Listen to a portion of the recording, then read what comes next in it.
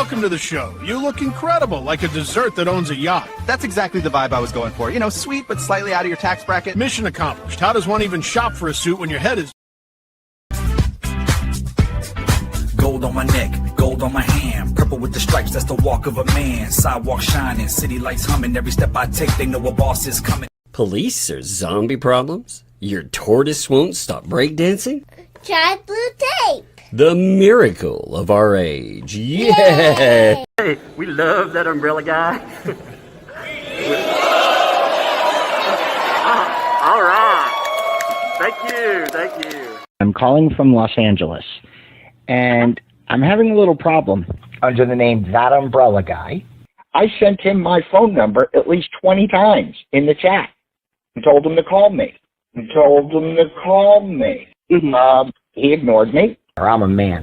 I filed the report. If you guys could take a look at it and give me a call back, I would love to hear what you guys can do to help us. We really need to kind of stop this guy at least until Monday. I told him to call me. I'm a man. You know what? I talk to your mayor.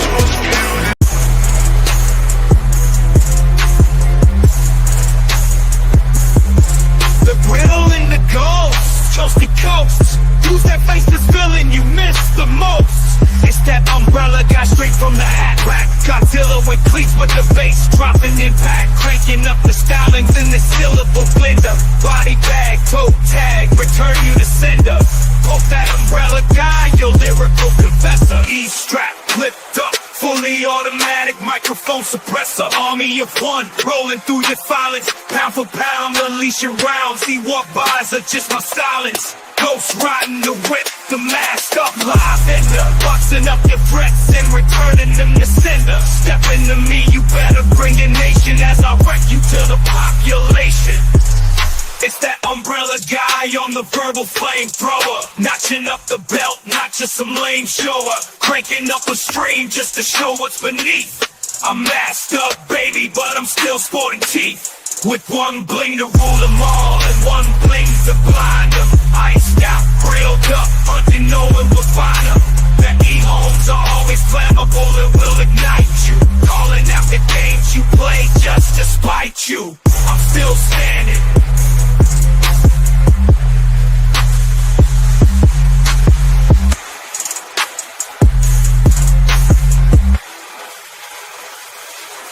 I'm still standing.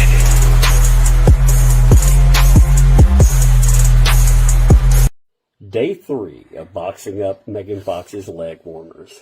Those are socks. Oh, my bad. Let's see. Let's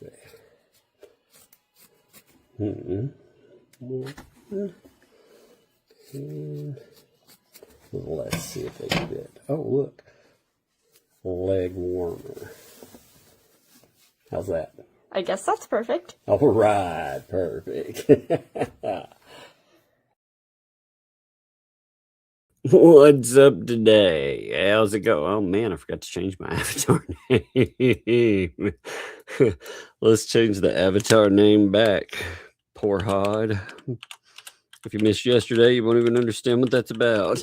Let me change that back. How's it going, folks? Welcome to a Saturday edition of Man.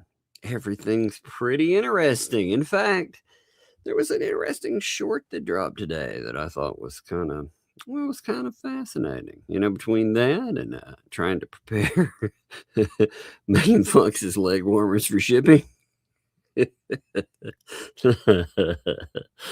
Oh my goodness. Yeah, you know, every day. I mean, apparently from what I've learned, you know, Megan doesn't like just doesn't think that spiders belong with that. I mean, try everything, you know. But apparently she doesn't like self-applying ones. I don't know. So you know, you try to do everything for people, and oh Lord, I'm telling you, let's go through the days of them real quick. Here we go. Day one was they were boxing up Megan Fox's leg warmers. Here, this is yarn to make her own, and no box would be complete without. That was day one. Day two, packing Megan Fox's leg warmers part 2. Here you go. It's self-applying. Oh, isn't that nice? And of course, we had day 3. Day 3 of boxing up Megan Fox's leg warmers. Dad, those are socks. Oh, my bad. Let's see. Oh, let's see.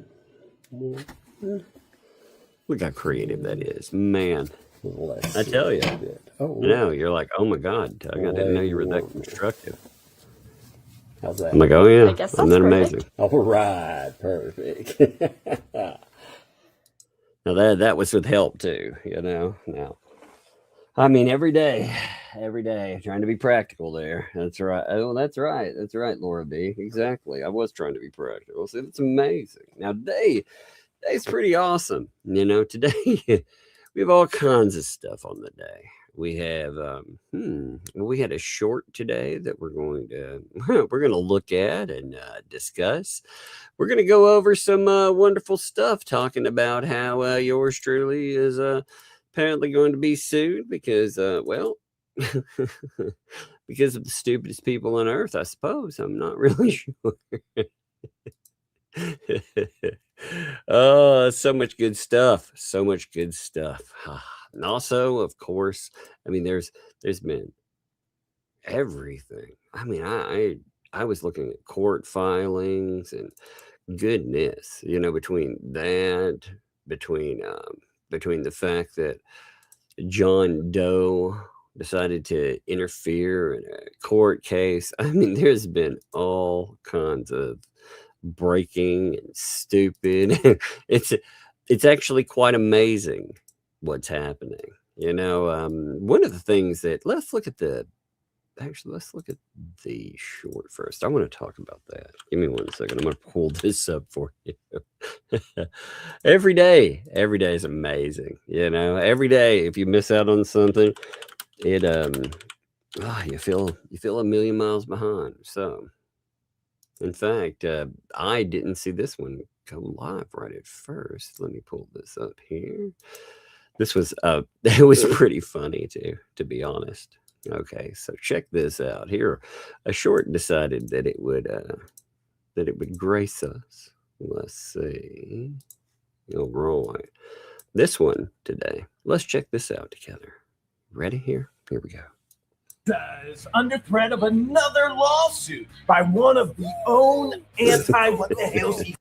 Oh no, it's a conspiracy. Look at it. Oh no. There's hidden messages being shut up everywhere. Oh no, what are we gonna do? What are we gonna do here? It's crazy. I don't know. I don't know. I don't know what's going to happen. I think it's all been given away. Ecosystem member. Oh, she's gaslighting like a true narcissist, pretending like everything's okay. But she's been told she says anything's released, and she's gonna be in a lawsuit. Yet another one. I think it only appropriate this Christmas season that we pause to remember and have a memorial for Felisa's missing front tooth.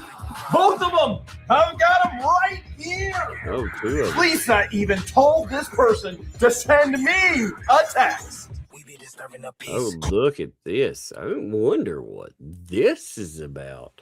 Huh. Let's look at that. Somebody's sending texts over. Let's check that out. Huh. 19-year-old who broke the law. I hope you are happy. You obviously told Jeremy that you told me about what he is trying to do. Look what he is doing now. All while threatening to sue a 19-year-old autistic kid. What made you think you could trust him at all? This guy is sick and twisted. Send him that. Well. Who do you think that might be? What's going on there? Man, I mean, you when you're looking at stuff, it sounds like, I don't know. What does that sound like to you folks? Sounds like maybe there's another leak in the ship. And there are, by the way, a bunch of them. That's one of the things, like, we have tried to give you all an impression of for a while. And the ecosystem, they're always telling you that, oh no, nobody's turning on them from the inside. Oh yeah, man. People are scrambling. They're terrible. And you can, when you read this again, the guy, oh, how could you trust him? Send him that. I mean, obviously, that's yet another. You gotta love it, right? You gotta absolutely love it. I mean, the chaos too. Working, we serving the streets. Isn't that amazing? About to go and go and beast. Bang, bang, leave you sleep. Well, Christmas is the 220. Yeah, for 220. Yeah, for 220. Oh, wasn't that a beautiful song too? Oh, you gotta love it, right? You gotta love it. I mean, when I looked at that, I thought, wow, I wonder who that could be.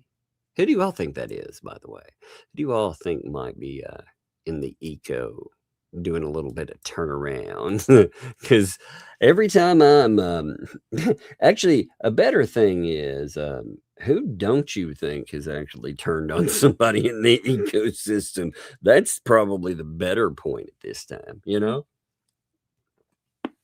That's one of the things that's kind of amazing about stuff too.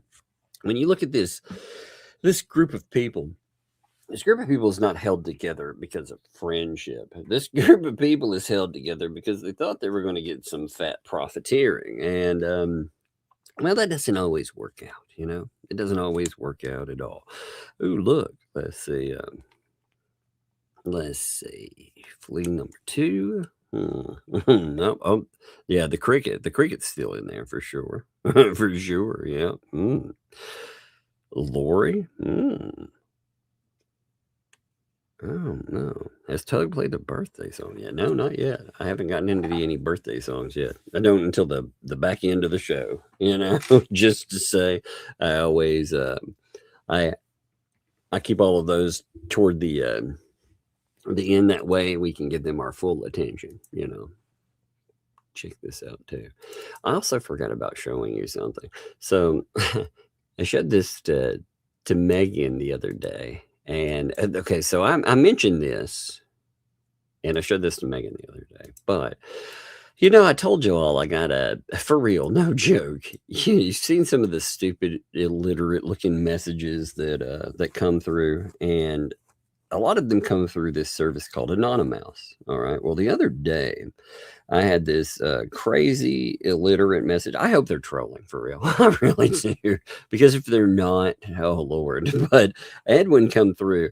And the funny thing about it is that when it was sent, it went through an anonymous server, but I guess it messed up. And it gave me a name with it too. So I had it come through 3 times. And when it came through 3 times, it came through masked once, garbled a second time, and through an email address the 3rd time. So let's look this up. Now, this is, I really hope this is, like I said, trolling, but you never know. I mean, I've seen some of the ecosystem, but look at this. This, now, when we're looking at this, remember, I would, like I said, consider something like this possible trolling at the beginning, except for the fact that I have seen some of these people in their typing standards, and yeah. So I've also talked to a few of these people, and well, let's just say that if you think they're dumb when you when you hear something from them, Lord, you should actually hear them speak. So let's look through this amazing read. This is so dumb and terrible. The bench. This would be this was happening right after our wonderful voyage into the commemorative bench. You know, the beautiful one that we've talked about quite a few times. Apparently, the bench is going to get you whacked if you make more jokes. It's going to get you whacked. No more money. Don't try to trick the warriors. I love the typing, by the way. This is worse. You know, I have some terrible typing habits, by the way.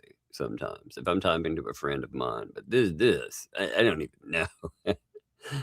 I'm always curious if those anonymous filter websites, if they don't come with automatic spell checkers in them or something. Is that what happens with this? We're not playing anymore, you tis time. So what if this takes a year, and a year is not 12 months, it's 10 college boys? I really hope this is trolling, by the way, but I've met people that are this dumb, so you never know.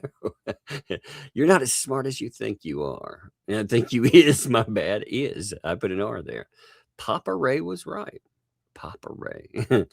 He said you are uppity. How would the little mouths like Christmas without Dad? You butter, you butter not. You butter not out the bench or make more money. I tell you, warning some of the biggest mistakes, like my mom said about my pap. And you met her not laugh at me. God, how do you misspell that? No more money. No more money. Money, money, money. Bread bench sticks no more. I'm a warrior for life. I believe there were 2 threats in that, but it's really hard to tell. These are real, by the way. That is actually, now the funniest thing, like I said, I've ever had is when that came through, it did come through an anonymous filter. But when it came through, this person was so dumb. The reason I think, well, maybe it isn't trolling is because, again, they screwed up somehow on filtering it through the anonymous filter. So they sent it and it made it through. It came through garbled one time. So a second time it comes through all garbled and messed up. But a third time it came through actually attached to an email. So I do have an email that's attached there. And I am at this time looking into where that email is from. Florida. That's right. Where could it be from? I wonder. Florida. Oh my Lord. These people, man. Ugh. I figure there's one nut job that can't type and sends me a lot of crazy stuff. I do get some wild ones. I get some good stuff too, though. You know, let me show you this, by the way. today. There were many wonderful packages today.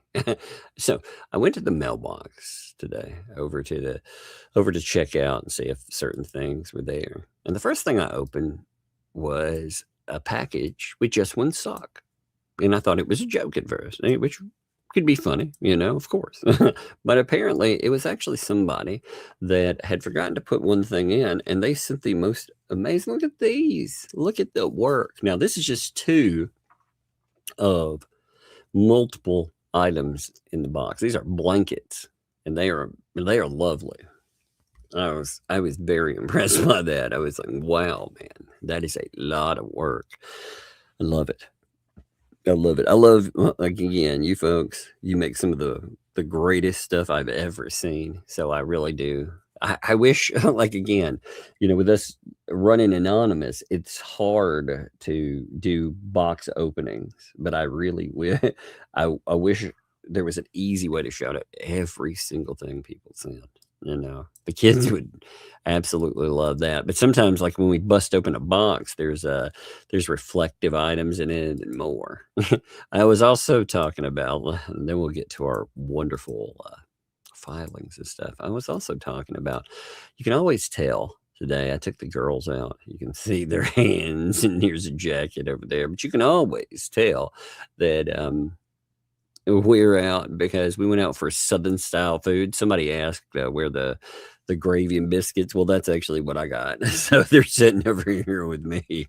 But you can tell that they're there because look, alien in here. There's always some kind of fly or an insect. And today we have Baxter Stockman, a Super 7 figure. So isn't that cute? Oh man. Oh dude, I gotta pull up a filing. I forgot to pull it up here. Give me 1 second. It'll take me just a minute. I forgot to lock it in. Actually, I forgot to download it, which is kind of, I tell you, like, again, some of this stuff is just, it's mind blowing at how crazy it all is. So I'm going to show you an order about a John Doe filing today. All right. That's going to be something we're going to look at for Fed 2. Now, if you're like, what's a John Doe filing, Tug? Well, interestingly enough, it is an attempt to shove something into the docket and interfere with the case. And this, the type of things, again, we absolutely know who's doing this kind of stuff. We do. How do we know, by the way? Because it's happened in other cases. Same people have done the same stuff. And I'm going to be harsh in saying this too. I'm going to say that a certain judge has allowed his courtroom to become a clown show. And this is what happens when you do that. And the last court that had the same people in there, they let that happen too. It's kind of amazing. It's amazing that after a while you would think that something would get done about that. And yet, what in the world? For some reason, the audio input on my voice mod keeps adjusting its way down. And I don't know what's up with that. That's very weird. Cement the bench to secure it. I know. We've been talking about wonderful things with the bench. The bench, by the way, if you're wondering about the bench that never was, and we will, like I said, after everything pops up, we will talk about adding a new piece to the bench that never was. But if you're wondering about that, everything is moving along, because unlike certain weirdos out there, we don't have to pretend that things have been done or not done. We don't have to lie about it while we're doing things. We just get stuff done because we're amazing like that. Now this here, again, this is a John Doe filing that came in. It's somebody that is wanting to cause problems in the court, and they're trying to bias the case. Now, the beautiful thing about this kind of stuff, again, these idiots, they allow so many appealable issues because this court, they have allowed, like I said, a clown show to occur. This clown show, they could have stepped on this stuff a long time ago. They could have stepped on it with idiots running around being like, oh, look, I'm not sure. Just doing all these stupid videos and shit. But they haven't. So they allow it. They absolutely allow it there, you know? So let's check this out now. So the order. So presently before the court is non-party John Doe's motion for leave to intervene for the limited purpose of notifying the court of plaintiff's misconduct. No response is necessary. For the reasons below, the motion is denied. There should be no denial. That shit should have been struck. It should have been taken out of the docket. You shouldn't entertain these weirdos. You shouldn't allow them to even pretend that they're going to. You should, in the harshest words possible, strike them down. And it should have been the harshest words right from go. But again, there's a certain judge that, well, they like to softball this bullshit. And again, my language would be very, very harsh with these people. You can always tell the different courts. You notice yesterday when we talked about Grape, for example, he crushed this stuff in quickly. You know, he doesn't take that. The other court, well, So John Doe, you notice parties are typically not allowed to proceed anonymously in federal court. And the motion fails to argue why John Doe should be allowed to do so here. You know, here's a case law, lawsuits, or public defense. A party should be permitted proceeding anonymously only in those exceptional cases involving matters of highly sensitive and personal nature, real danger of physical harm, or where the injury litigated against would be incurred as a result of disclosure of the party's identity. The risk that a party may suffer some embarrassment is not enough. Now, again, the court is wasting time with, obviously, you know which freaking clown is doing this. But they move under Federal Rule of Civil Procedure 24B for leave to intervene in this action to notify the court of alleged misconduct by plaintiffs. That would be document 147. Now, John Doe states that permissive intervention is necessary because the alleged misconduct relates to plaintiff's representations and evidence. There will be no undue delay or prejudice, and the interests of justice weigh in favor of intervention. The court disagrees. Quote. Now, the court is like, this is garbage, and this is not going to go forward. But at the same time, like I said, the court, there's a difference in being permissive with this stuff. Again, you're allowing it, and the same people have been gaming this. This isn't the first game that has been allowed. You know, taking it even remotely serious and not being like, you know, the court could note in the strongest language possible that it has an idea of who's doing this and shut this bullshit down real fast. But again, I don't know. Like, they do not. He does not fill me with zeal and excitement. Even though, again, he does shoot this stuff down. It's in the way it's done. Because if this were me, man, I would stomp on the people for doing this in my courtroom. I wouldn't humor them in any way, you know. But the court disagrees. A district court may permit anyone to intervene who has a claim or defense that shares with the main action a common question of law or fact. Here's another cleaned up. Generally, permissive intervention under Rule 24B is appropriate when a party's claim or defense and the main action has questions of law or fact in common, and the intervention will not duly prejudice or delay the adjudication of the rights of the original parties. However, it is wholly discretionary with the court whether to allow intervention under Rule 24B. And even though there is a common question of law or fact, the requirements of Rule 24B are otherwise satisfied, the court may refuse to allow intervention. Now, the present motion for permissive intervention is without merit because it identifies no claims or defenses held by John Doe that have common question of law or fact with the claims at issue in case. Quote, the court may permit anyone to intervene who has a claim or defense that shares with the main action a common question of law or fact. Indeed, the motion expressly states that John Doe, quote, does not seek to become a full party to the case or assert any claims or defenses. Because the motion fails to identify any claim or defense held by John Doe, it is inherent that it fails to, quote, be accompanied by a pleading that sets out a claim or defense for which intervention is sought.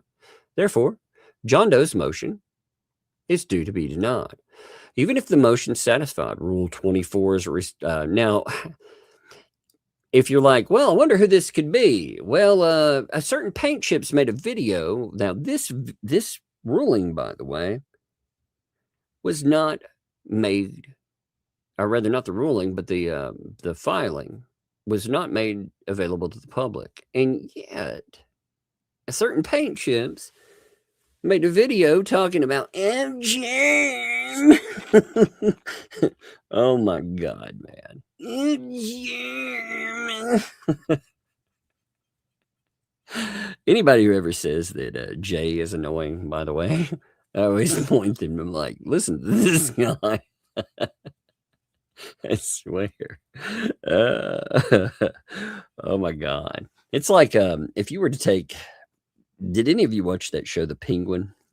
You know, from HBO. You know what I'm talking about, Batman enemy Penguin. If you were to take that and make it a real life version of that, that would be that one. Oh God, man. Jeremy is taken. I'm sorry, my friend. Oh Lord. But we love you. Exactly. Exactly. No, you refuse. I'll spot you a paint chips.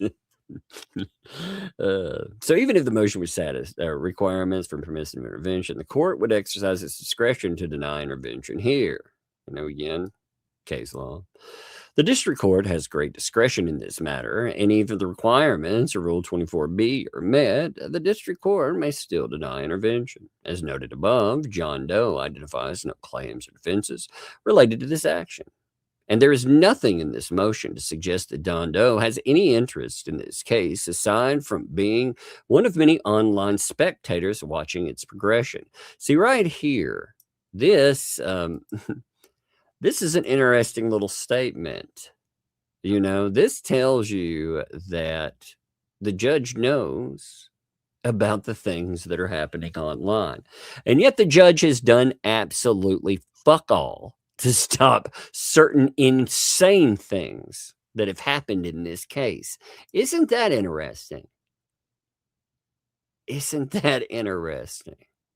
I mean, it blows my mind to see how that goes.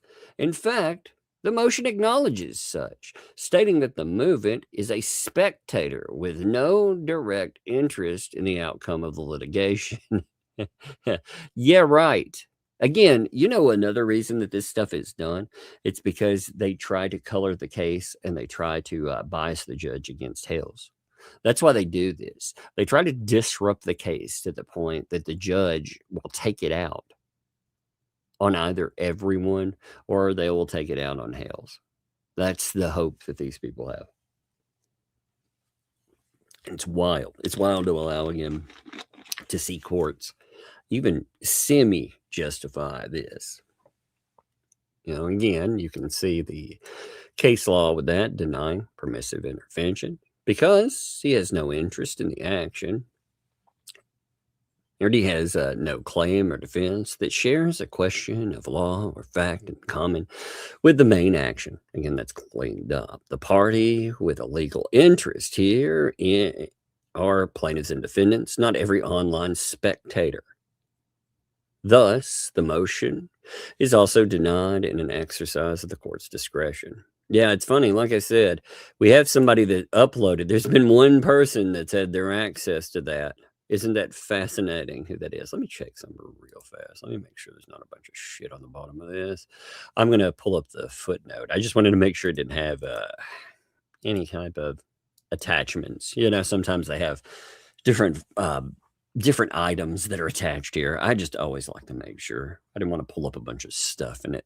You'd be like, oh my God. So here's the footnote, by the way. You can see the footnote here.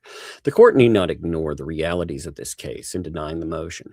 If an unnamed John Doe were allowed to intervene, it is inevitable that other online spectators would attempt to do the same thing. You know, there's only been one group that has tried to do this stuff, by the way. Although I would say, believe, though, that I do find it very disturbing that we have had a group of people tell us that they have written the court time and again, and there's been no disclosure. There's only been one court that has disclosed that that's happened. And yet these people have bragged, and they have been bragging for months now, that they have tried to intervene in this case. Now you see them directly doing it in the judge. This mess. They allowed Paint Chips to play the game under his daddy. Now Paint Chips is out here showing off the filing that was closed down, by the way. What a mess. What a mess there. The court will not allow its docket to be bogged down with countless filings. You already have. You already have, believe, though. You've already allowed this. You've already allowed a fucking clown show. You've allowed these people to put you in clown makeup and make fun of you and then clog your docket. That's what they do. That is the strategy that they have. Again, this thing has been made manifest more than once in courtrooms. I swear to God, we won't allow that. You already have. You have allowed these people to turn your courtroom into a circus. Such a nut, man. I love it when they talk big. I'm not going to allow that. You already did. Why didn't you shut it down before? You haven't shut it down yet. This isn't shutting it down. It just denied one simple filing. So, you know, lay down that hammer. Really do something about it. But the court not allowed its docket to be bogged down with countless filings by various unnamed individuals. No legal interest in this case. Here, court filing. Federal courts have both the inherent power and constitutional obligation to protect the jurisdiction from conduct which impairs their ability to carry out Article 3 functions, and have a responsibility to prevent single litigants from unnecessarily encroaching on judicial machinery needed by others. Yeah. Well, again, it would have been great if you did that. So, accordingly, it is ordered that the John Doe motion for leave to intervene for the limited purpose of notifying the court of plaintiff misconduct is denied. So ordered. On the 19th. Again, this all came up. There were three things that came up yesterday. There was the wonderful, blunderful mess that has happened with first BBB. Now we find out with LP. And of course, Stark, his, even though Stark is deceased, his estate, his widow now has been bragging about having lots and lots of money. So his estate, they can be held liable for the cost of filing bogus lawsuits, you know. And you had this, and you had, again, we talked about the Dan Owen thing yesterday. You know, we've not gone over the filing yet, but we've talked about that. And again, you know, it's so funny. Like I said, with it's funny to see an army of felons cheer on a freaking prosecutor. That says all you need to know about this case. You know,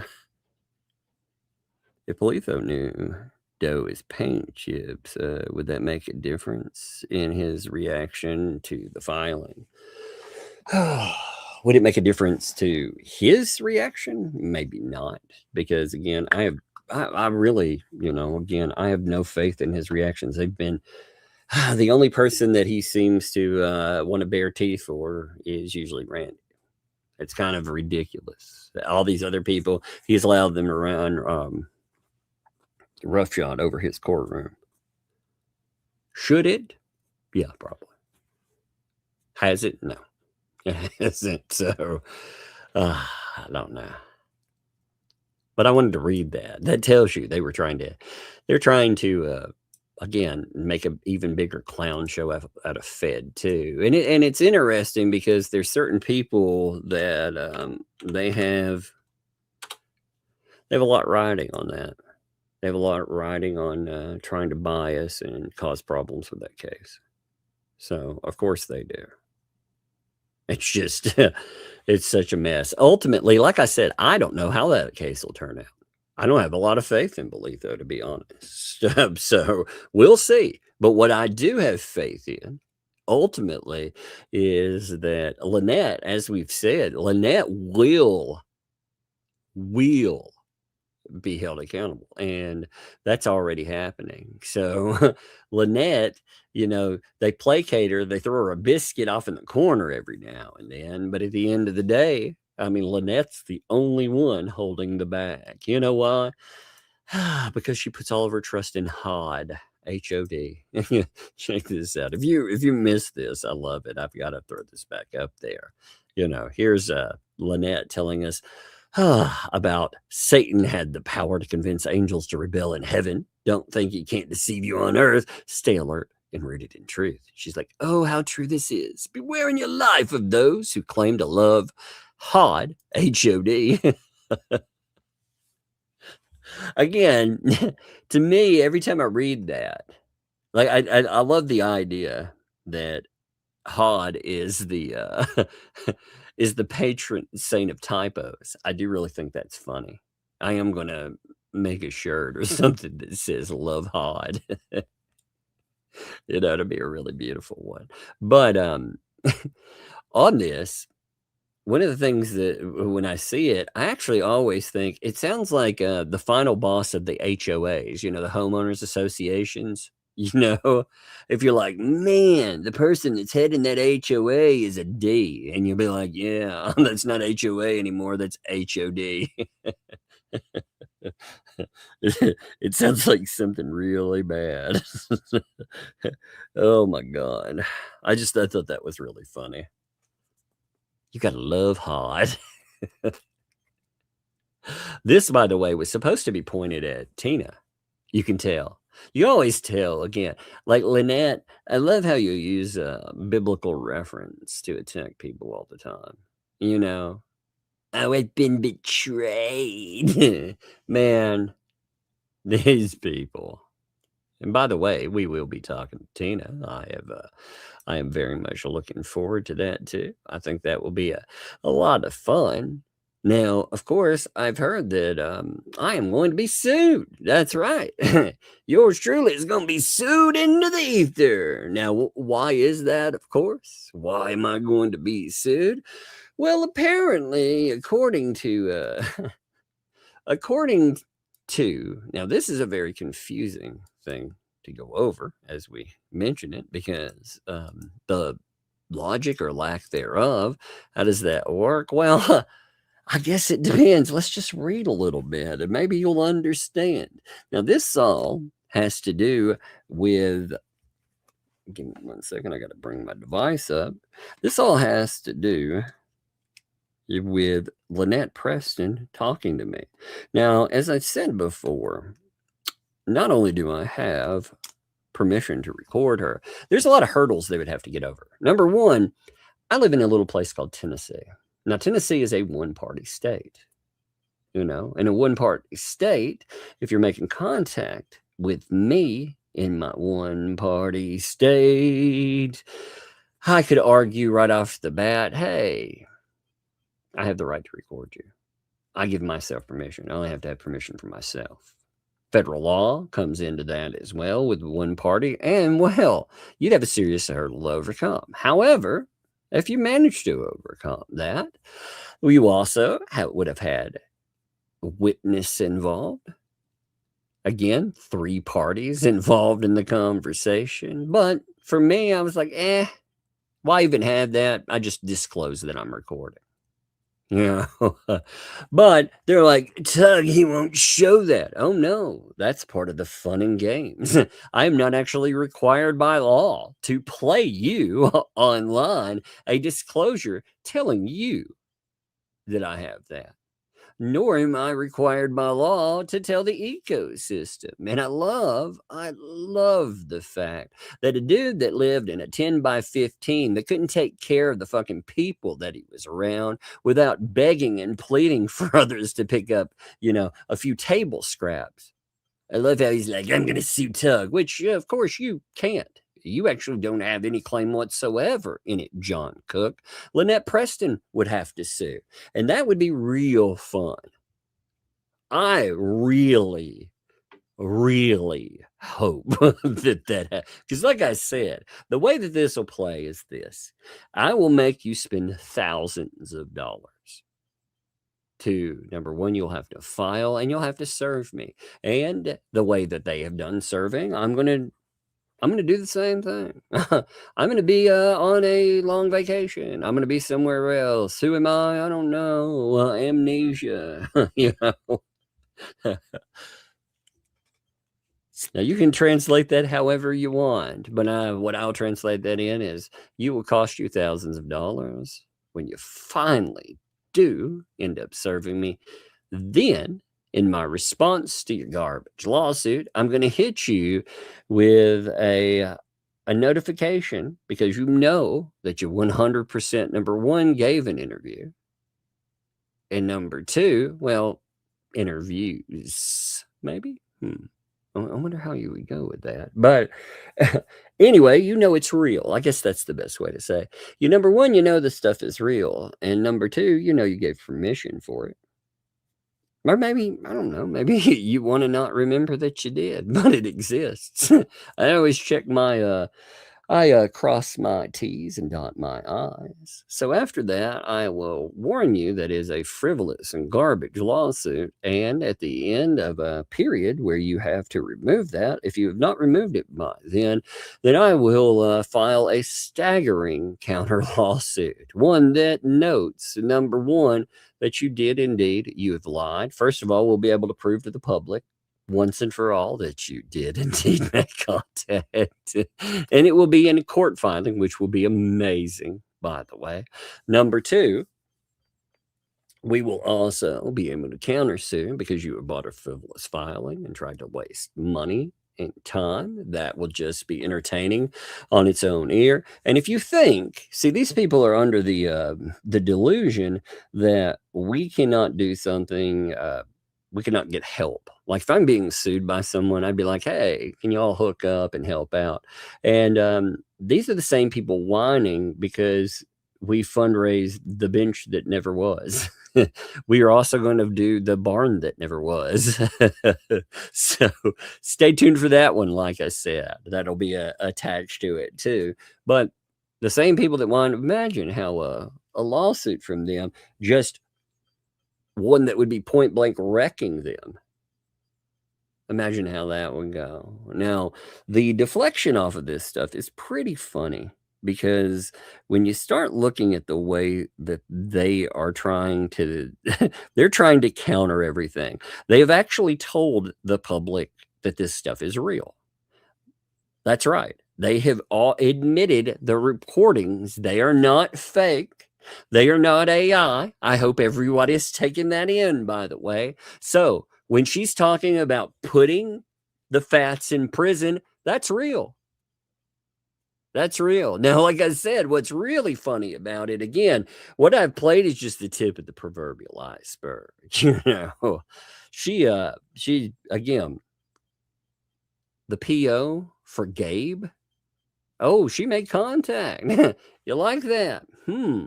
She started messing around, contacting the feds and more. And I think the Fats understand that. I think it's a lot of panic over that. But they know it's real. And they're also like, oh, Michelle's been under a lot of stress, therefore, anytime if the fats are trying to be magnanimous, there's a problem.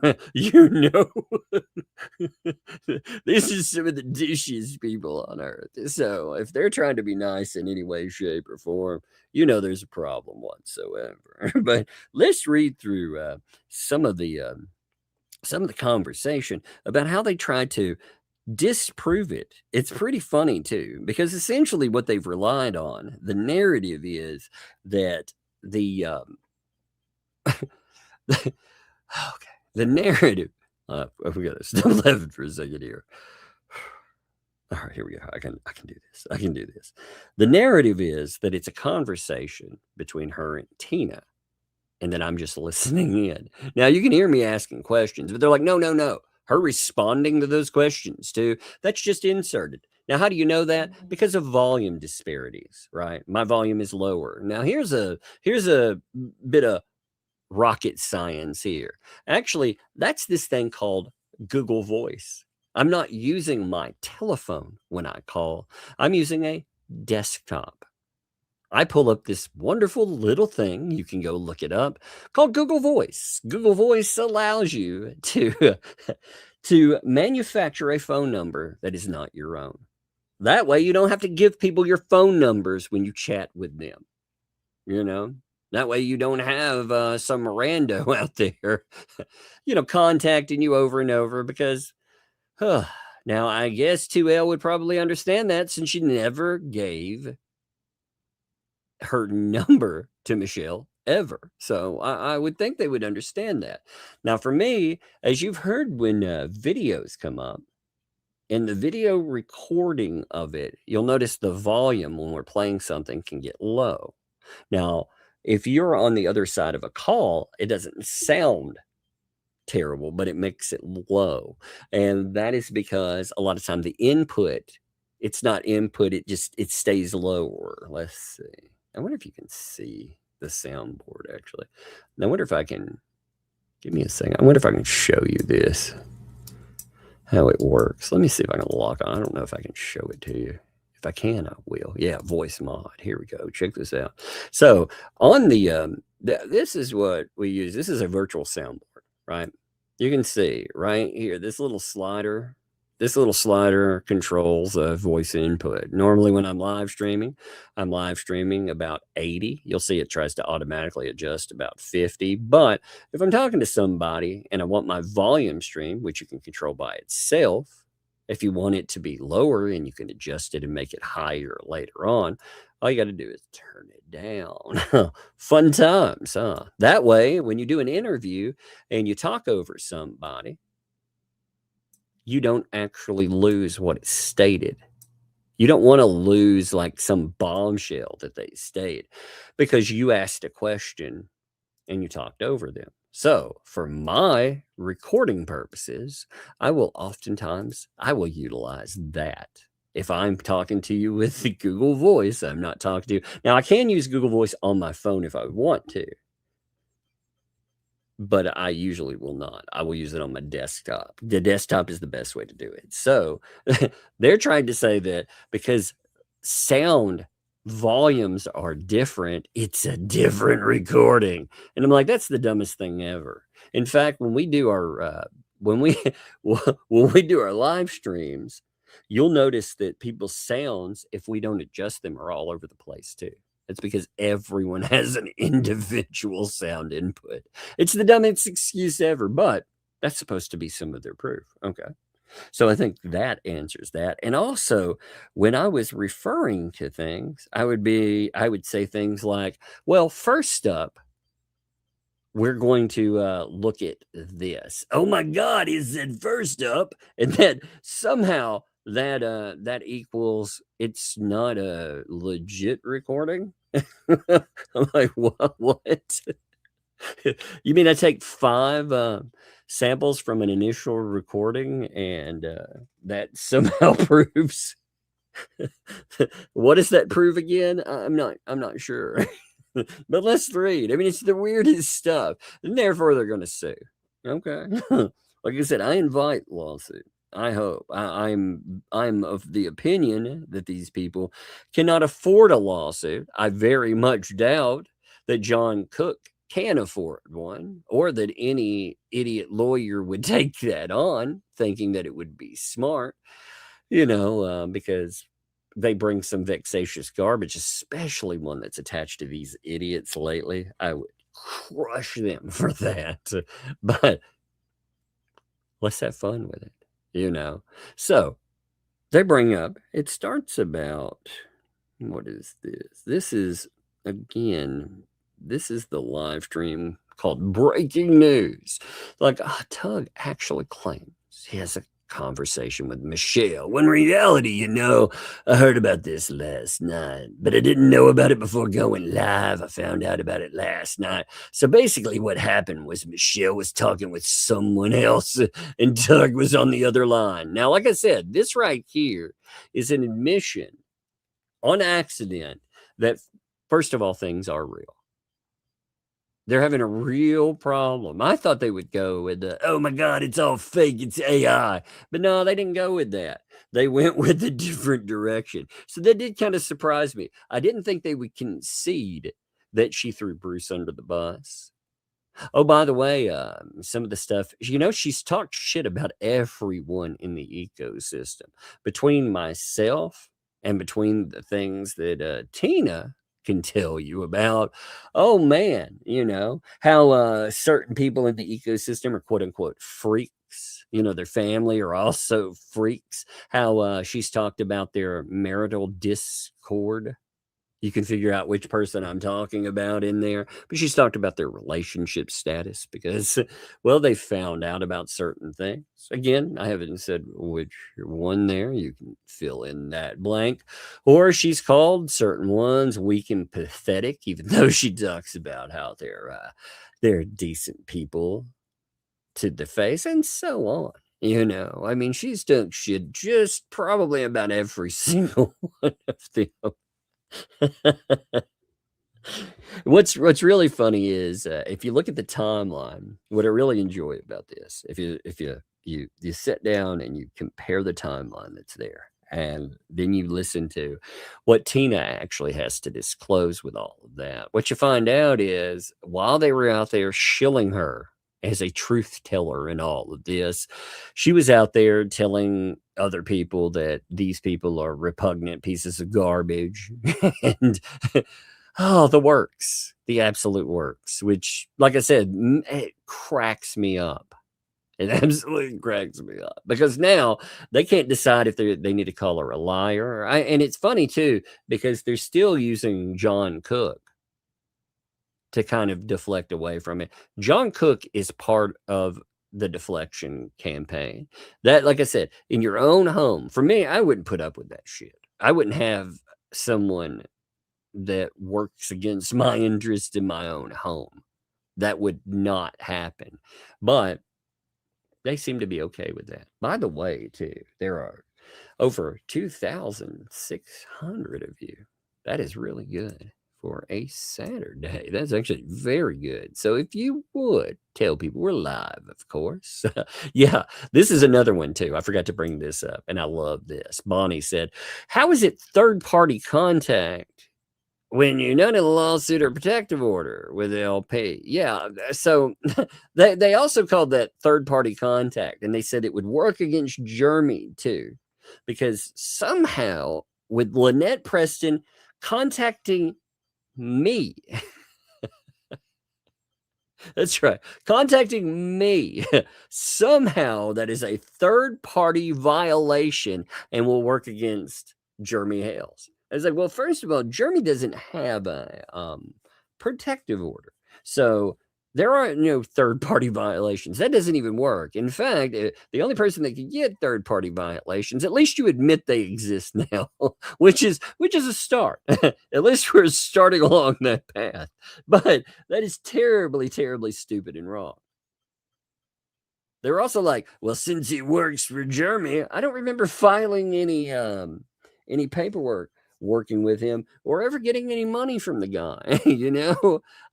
I would think that if I chose an employer in this mess, I would I would definitely want that guy as my employer. But you know, I interestingly, I'm employed as my own employee. I answer here. Let me get my boss for a second. Let me put you on hold for just a moment. Okay, I'm gonna go get my boss. Just 1 second. Okay, here's my boss. Hey, how's it going? Oh, pretty good. I mean, this is the dumbest thing ever. I am my own boss.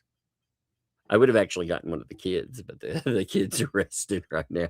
I wore them out. We ran around, and I took them, like I said, out to breakfast, and we did a few things today. I took them by we actually have an old school toy store, of all things, in the middle of nowhere. We have a toy store that sells like 1980s and 90s toys that's out here, and I kind of love it. It's kind of awesome. But I took the kids over there, and the little one found her Detective Pikachu, and the oldest found her a bunch of Todd McFarlane figures. There was like a shoebox full of them for $20, which I thought was pretty amazing. You know, so she wanted them for her setup with the fly and stuff. But wait just a second here. Somebody opening. It might be a little one. I'm not sure. Hey, who opened the door? Let's see. Okay, nobody. I thought I heard. Sometimes the door will pop open too. You know. Give me 1 second here.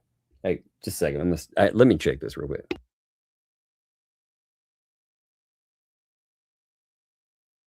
All right. Yeah, I was just making sure. It's funny, the kids sometimes claim the house is haunted here because when the air comes on, I don't know if you have a door that'll pop open, like when the air comes on, or it doesn't latch. But the door that leads down here, if you don't push it closed all the way, it pops open. And the kids, they think, like I said, that it's haunted. And I tell them, I'm like, well, you know, if your house was indeed haunted, you know, it wouldn't be so bad as long as, you know, just got to make a deal with old Ghosty. You know, hey, Ghost, by the way, you know, but no, I think it's funny. Anyway, let's continue on. Let me pull this up here. Oh, yeah, too.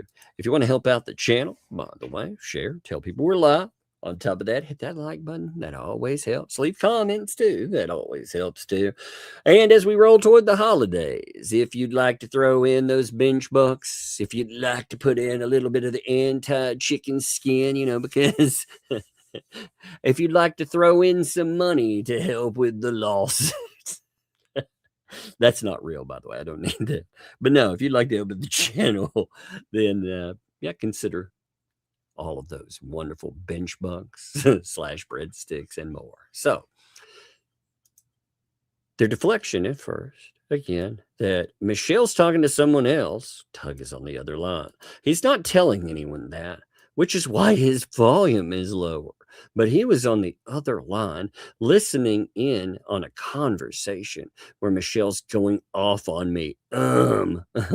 And we all know those from the posts that she was putting up.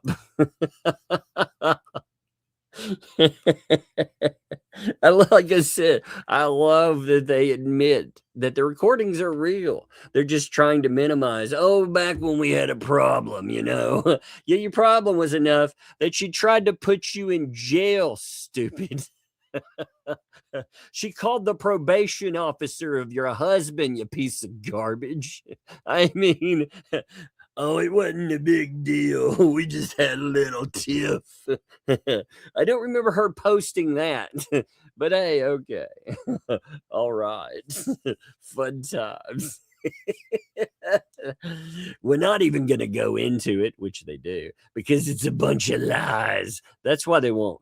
They definitely will not talk about what's on those tapes. Just those clips there. They won't talk about, again, the expenses. We're not going to go into the expenses, which Michelle herself talks about, because apparently that's all supposed to be fraudulent. So when they talk, of course, they don't want to talk about the things in the barn costing $3,000 or so that's out there. because it might get people asking questions. Or how, again, the fence, it was all paid for sure, by cards, Lowe's cards, not cash, because that might be inconvenient.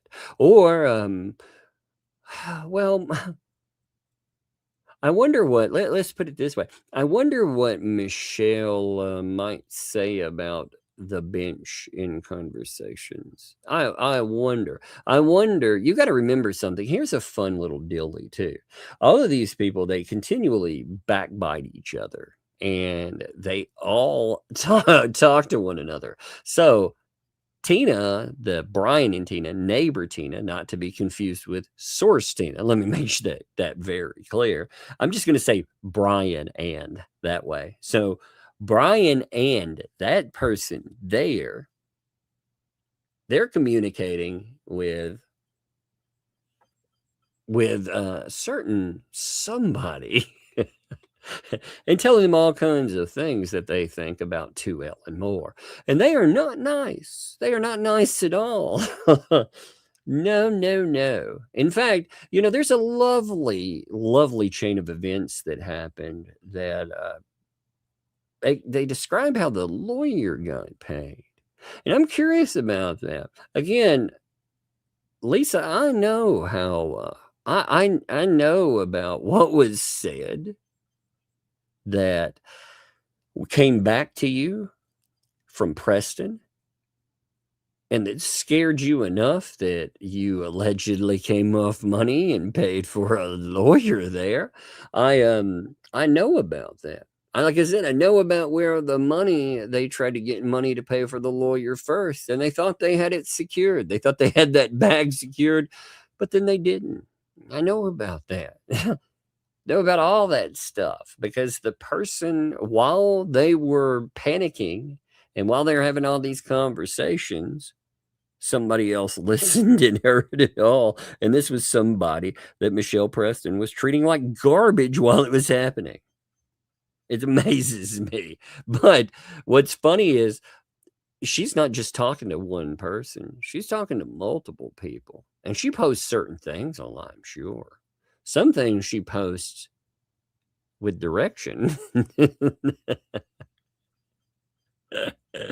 But because Michelle didn't even know what she was talking about. So Michelle doesn't know what she's talking about. Michelle has no idea when she's got receipts about the fence, how much the fence costs. She doesn't know what she's talking about, right? She doesn't know what she's talking about when she discusses the time that you spent on her property. She doesn't know what she's talking about, right?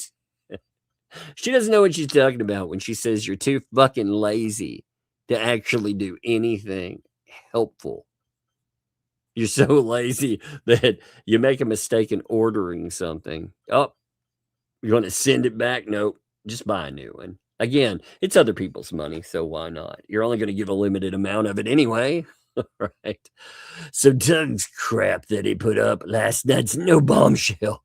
It's nothing new. All he did was point out a couple of things that he said, which are funny. He took part of, let me say, in third party. Here's the third party thing. That's what he did actually was third party. Here it is with third party communications, because he actually works with Jeremy. So yeah, that's wrong here. What? What the fuck does that even mean? Well, they're gonna show me. Like I said, they're like, oh, Ohio.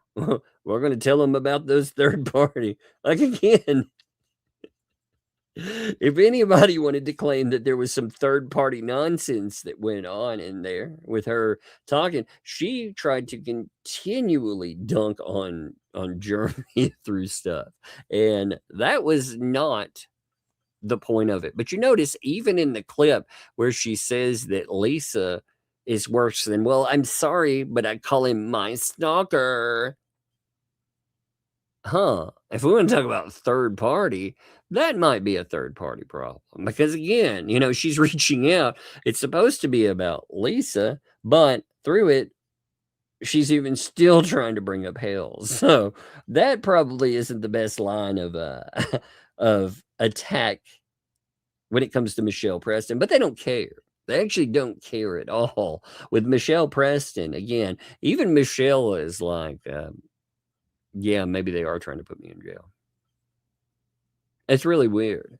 She's consigned to the fact that some of these people have ultimately betrayed her. And yet, how does she move away from them?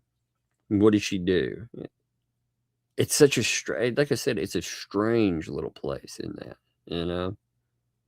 1 minute. Looking for something here. Give me 1 second. Man, I misplaced something here. I swear to God, there's so much weird drama that for everything that you hear about, there's like 15 to 20 to 50 things that come up. Oh, by the way, I appreciate the laundering tips on the blankets and scarves and stuff. That's awesome. Like I said, I love it when you people send me like, especially things that everything is appreciated, man. But like I see people that don't, when they look at items like blankets and stuff, they're man, I see the time there. Oh, by the way,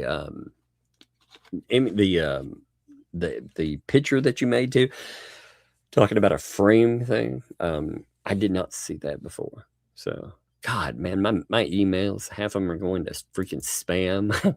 It sends through crazy ones. Who knows? So let's see. But yeah, that was beautiful. That picture is beautiful. When you get a clear one, I'll show it off. You know, because if you want to set up a cool, like one and take a complete picture of that, I'd love to show it off to everybody. But it was clear to see that something was off with that call, and found out it's this Tina person. So Tina, she's shady. He did not speak with her, talking about LP. He spoke with someone else who recorded the call. Wait, I thought I recorded the call. Look, now Tina recorded the call and not me. I'm confused. Up here, I'm on the other line, so I would be recording the call. But then this is what I mean about them just changing narratives. So quite literally, a minute and a half after saying that I was on the other line recording, they say that Tina actually was recording.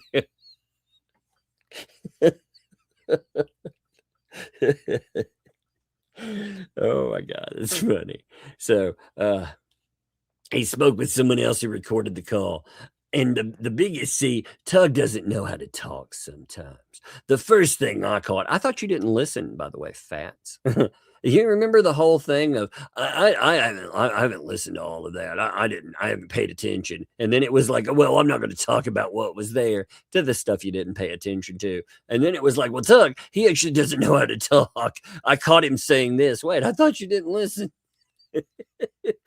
They hang on to every word. Hi, Fats. You know, every single word. I love it when they give themselves away. You know, this is the dumbest thing here, by the way. You know, the first thing I caught was when he said, I want this first, which is something she said. And I thought, well, why would he want it first when he's actually in the conversation?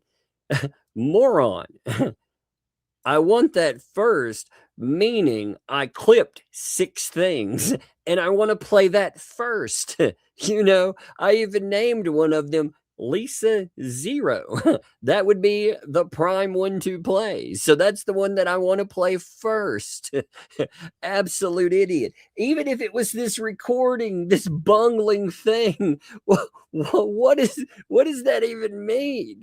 Like I said, if you were taking clips out of it, did they think all of the clips there? Did they think they're all fragments that some other person recorded from different calls? Well, what in the what now? Oh my God, they can't even keep up. But Tug doesn't know how to speak sometimes. He said, I want this one first. That proves it. Conspiracy. What the fuck? Lawsuit. Oh man, John, you better hope you get those mega bucks. Hey, maybe your sister will come off the money the second time if you beg again. Oh wait, I wasn't supposed to say that. Sorry, John. Oh my goodness. Man, he's like, I'm a real man. I'm a tough man. I'm gonna beg my mama for the money so I can get away from this guy that I tried to ruin his life. Maybe just stop violating the protective order instead of begging your mama for money. Your mama's old. Leave her alone. Let her keep her dollars. Dollar bill, y'all, sir. Oh, wait, again, that was a secret. I'm sorry, John. I'm sorry.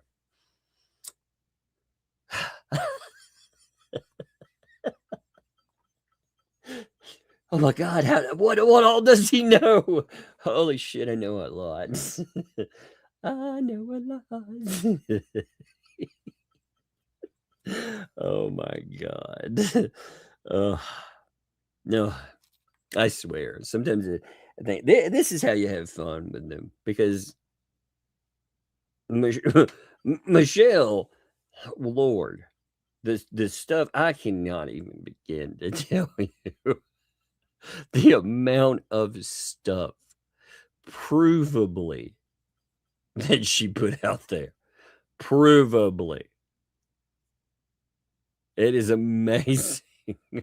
There's this ocean of stuff with, oh my God, just her gabbing and throwing these people casually. You know what's really funny too? There's a disclosure right here about this Tina person. You know what really makes me laugh about that? All these months, she didn't know Tina existed. She didn't know that this person was just, she had a person that she was selling her out. And again, she was trying to corral in this person, myself, and apparently another person, at least, because she mentions it on that recording, that she has gotten involved trying to take out Lisa. She has been very, I mean, again, something scared Lisa too. It scared her enough to be like, oh my God. But this is a wonderful disclosure. You know what really weirds me out about that, makes me wonder something. You know, if John is such a good pal to you, by the way, Lisa, he knew about Tina. Why didn't he mention that to you?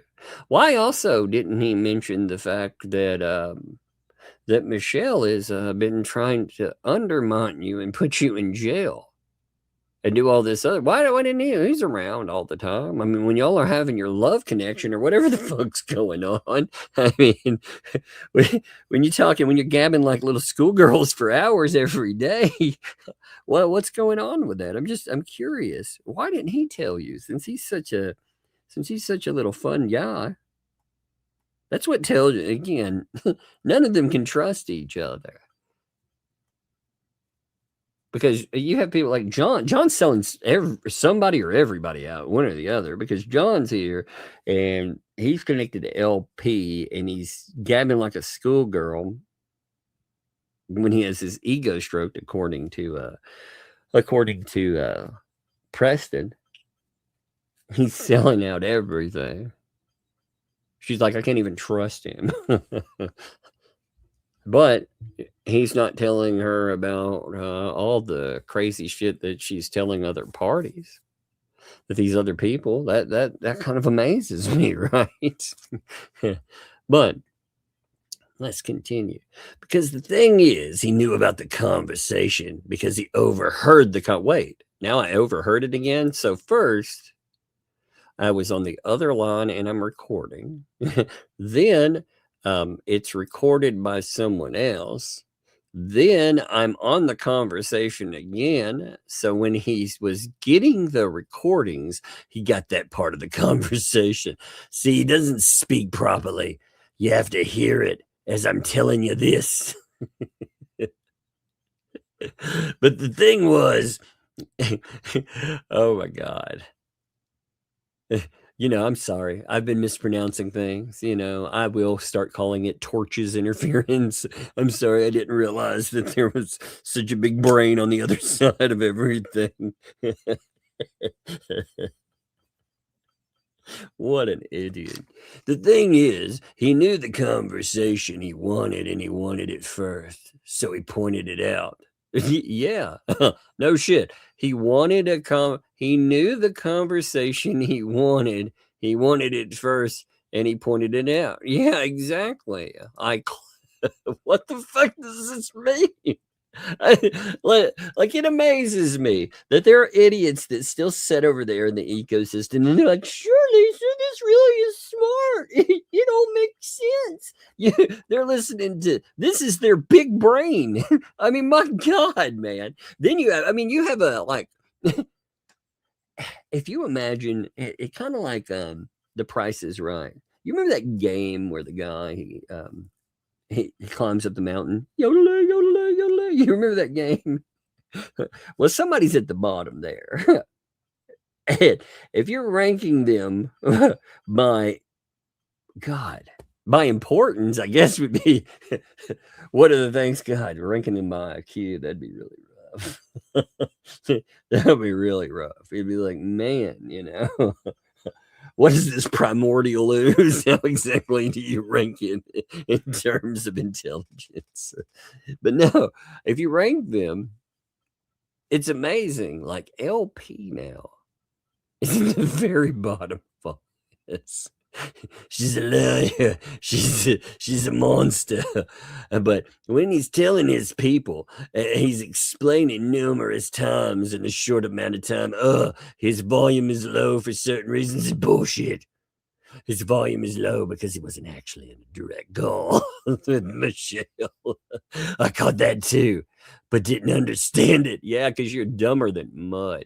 You know what this tells me? You're not only a fuckwit, but you're one who has never put in any type of effort into doing something better, like creating a better product. If you do that, like I said, you understand things like everyone has when you go in and you listen to somebody, they all have a different sound channel. You can isolate that. You can actually go in and isolate through a conversation each person. You know, there are programs that do it well and easily, like Audacity. You can not just turn up an entire thing. Like for me, there are certain recordings that I've tried to jack up all the way. Like, again, that recording where they show Jeremy supposedly driving by yelling something. I found out what he is saying on that, by the way. I guess that will be tomorrow's Wonderful, because I will upload it normally. I will upload it increased all the way where you can barely tell there's something there. But I found out what was happening on that day and everything. And it's pretty funny because they're all they are is essentially spying on somebody as they speak. You know, they're using a camera on a fence trying to capture sound from a protected party, which is amazing. But we'll get into that one tomorrow because that'll be fun. But yeah, that's what it was. It's not in a direct conversation with Michelle. Michelle was talking to somebody else, venting, saying all kinds of bullshit. Michelle doesn't know information she was saying in the first place. So she's not really, there's no proof of anything because she doesn't know the correct information. She's just going off what's in her head. So again, they say that she's a liar. Again, these people, they have been told to give all of that money to a liar. Isn't that amazing? Again, you know, if I were part of the ecosystem and I had given all of this money, I would be very upset that I had given money to a liar, you know? Wouldn't you be? Because that's what they're telling you. That's absolutely what they're telling you. You know? Oh, yeah. She doesn't know what she's talking about. She's just venting. Yeah, she's just saying whatever. Oh, well, she's a liar. That's what you're saying. You know, again, it's part of what she's saying.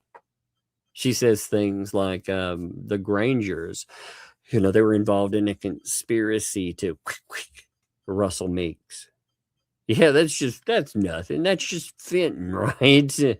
No, that's her. Again, she perceives anybody that is not walking lockstep with her in that moment, she perceives as an enemy. And she will do anything that she can to wreck that enemy. And what's funny about her trying to wreck that enemy is, well, right now, like I said, that enemy is Lisa. And that enemy, she will do anything she can to cause her problems. It's so funny.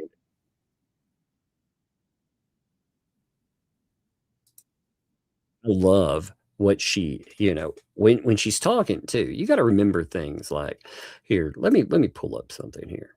You know, when you're listening to the sound, what she's saying too.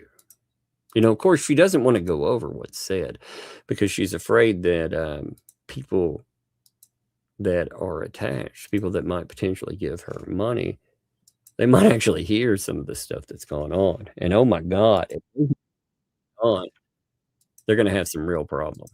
They are. You know, I would be horrified if I were a donor and I gave money to these people only to have them try to destroy each other and more. I would be mortified.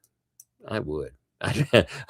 I would not know. I wouldn't know how exactly to carry forward. Man, this thing is locked up on here. Give me 1 second. Let's see. This thing is sticking. I may have to reset to get it to lock. You know. Give me 1 second. I'm going to reload real quick. I hate to do this, but I'm going to disappear for 1 second and then come back. Okay. So give me a minute. I'll probably pop out and then I'll come back in because I want to be able to play that sound. But the only way I'm going to be able to do it is to pop out and pop in. So give me a minute. If I disappear, I'll be right back. Okay.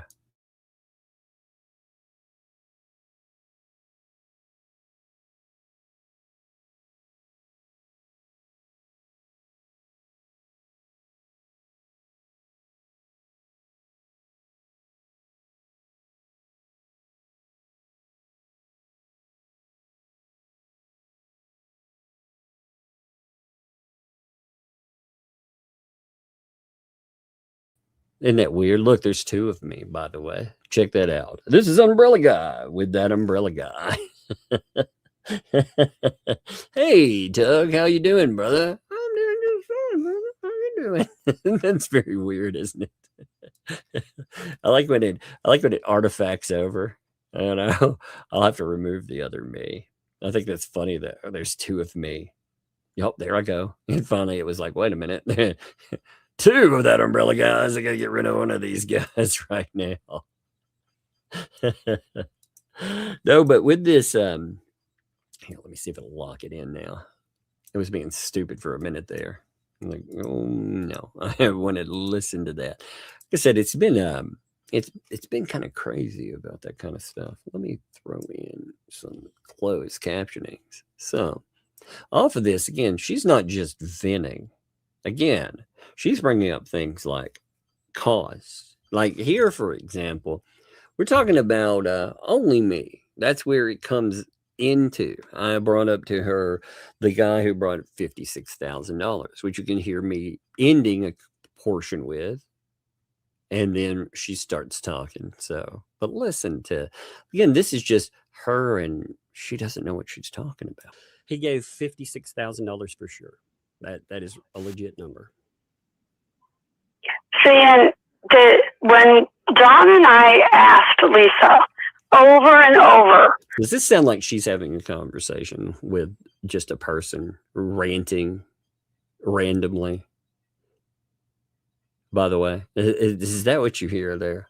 Because, wow, you know, when I have a conversation, I don't ask and answer questions off and on. No, she's giving a very impromptu, no time to prepare, interview. She's being asked questions, and she was definitely willing to come off stuff for Lisa. Can you please tell us how much money was donated? I'm getting emotional. I don't normally do that.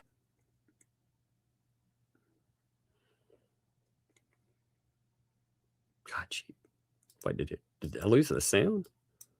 It lost its sound there, man. Come on. Give me a second. I swear to God, this thing today is pissing me off. You just have to laugh at technology some days, man, because otherwise, Lord, stuff will drive you insane. Let's see. Let me see. Okay, there we go. I'm gonna have to play it. What's funny is I meant to upload a clip here. You'll notice the name of the clip changes, and I think one of them had a mistake on the clip is what it was. So with this one, I'm getting emotional. I don't normally do that. She told us that it was not underneath it. Listen to, if you listen real close, you can hear my sound channel is much lower than hers. Listen. Money was donated. I'm getting emotional. I don't normally do that. She told us that it was none of our business. Talks over everybody. I mean, it's amazing too.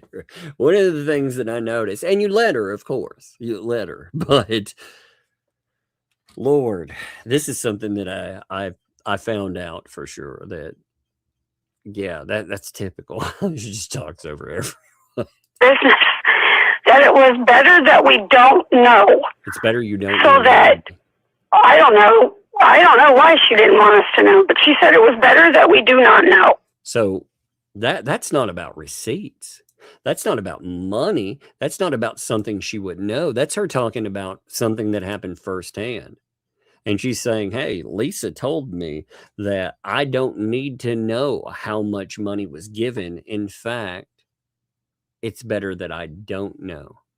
Now, why would she tell her that, by the way? Why would she tell her that? Well, again, she can claim that it's because of X, Y, or Z that, she was trying to shield her from something. But the reality is there's only one reason that you would want to keep somebody from that. And that's because she doesn't want her to be able to go forward and to talk to anybody about how much money's there. She shouldn't know how much money she can gather, how much she can claim. I mean, it's a problem for her.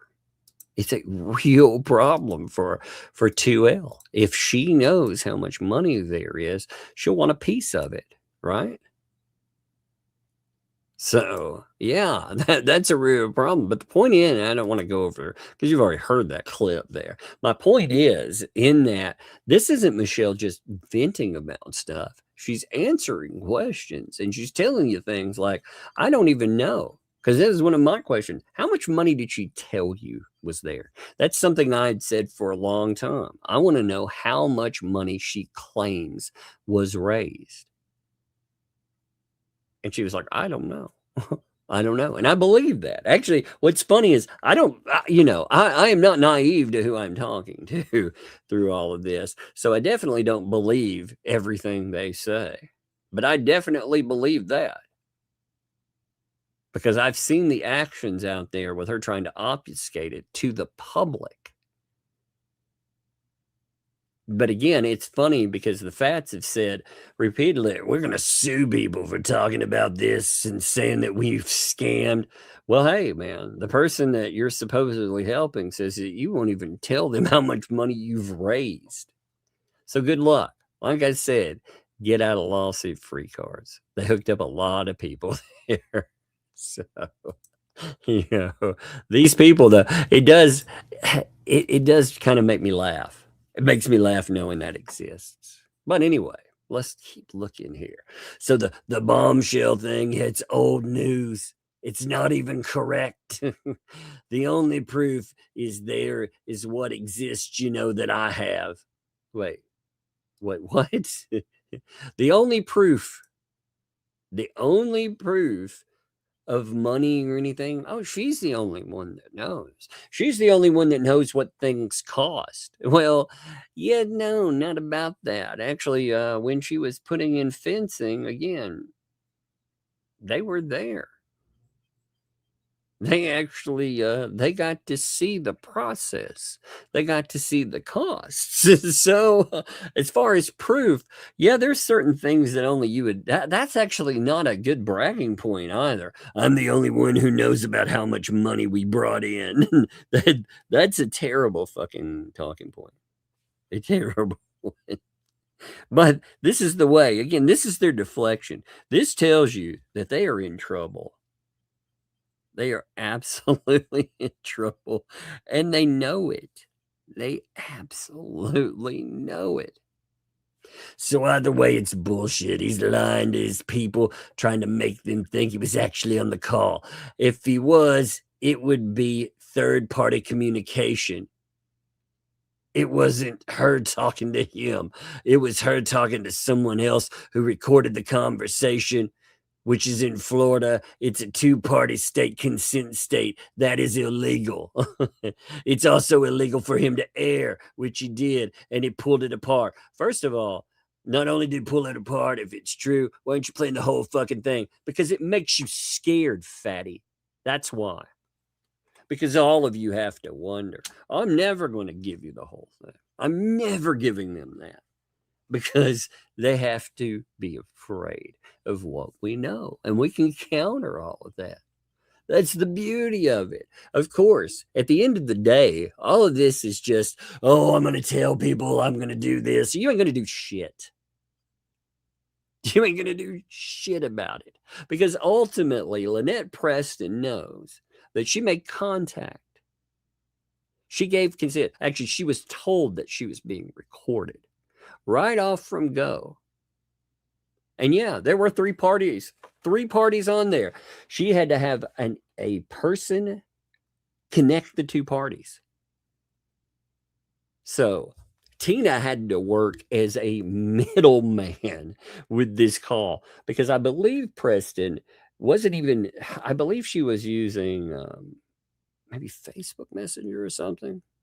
I'll have to ask Tina on Thursday how that worked out, because I'm not sure. I can't remember the specifics of how that comes together. But yeah, she had to middleman that, and she had tried to middleman. What's funny is that there was a day before that Preston wanted to be able to talk, but it has to happen like this, you know.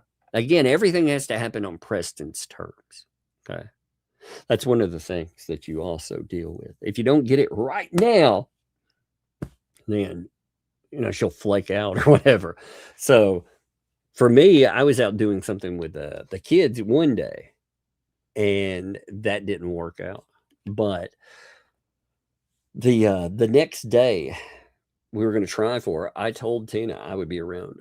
I'd be there the whole day. I'd be around, and I would be at home. I would set everything aside, and I would be able to get on a computer within, say, 3 minutes. So that worked out. But yeah, it's funny. There are three parties in that conversation for sure. You know, she invited them all in. But it's funny. You're not obligated under law to air an entire thing. I mean, that's the stupidest fucking thing I've ever heard. Do you think the media, when they do an interview, do you think they take the 60 minutes of interview that they do sometimes and they play it? Absolutely not. They boil it down to, 3 minutes in sound bites.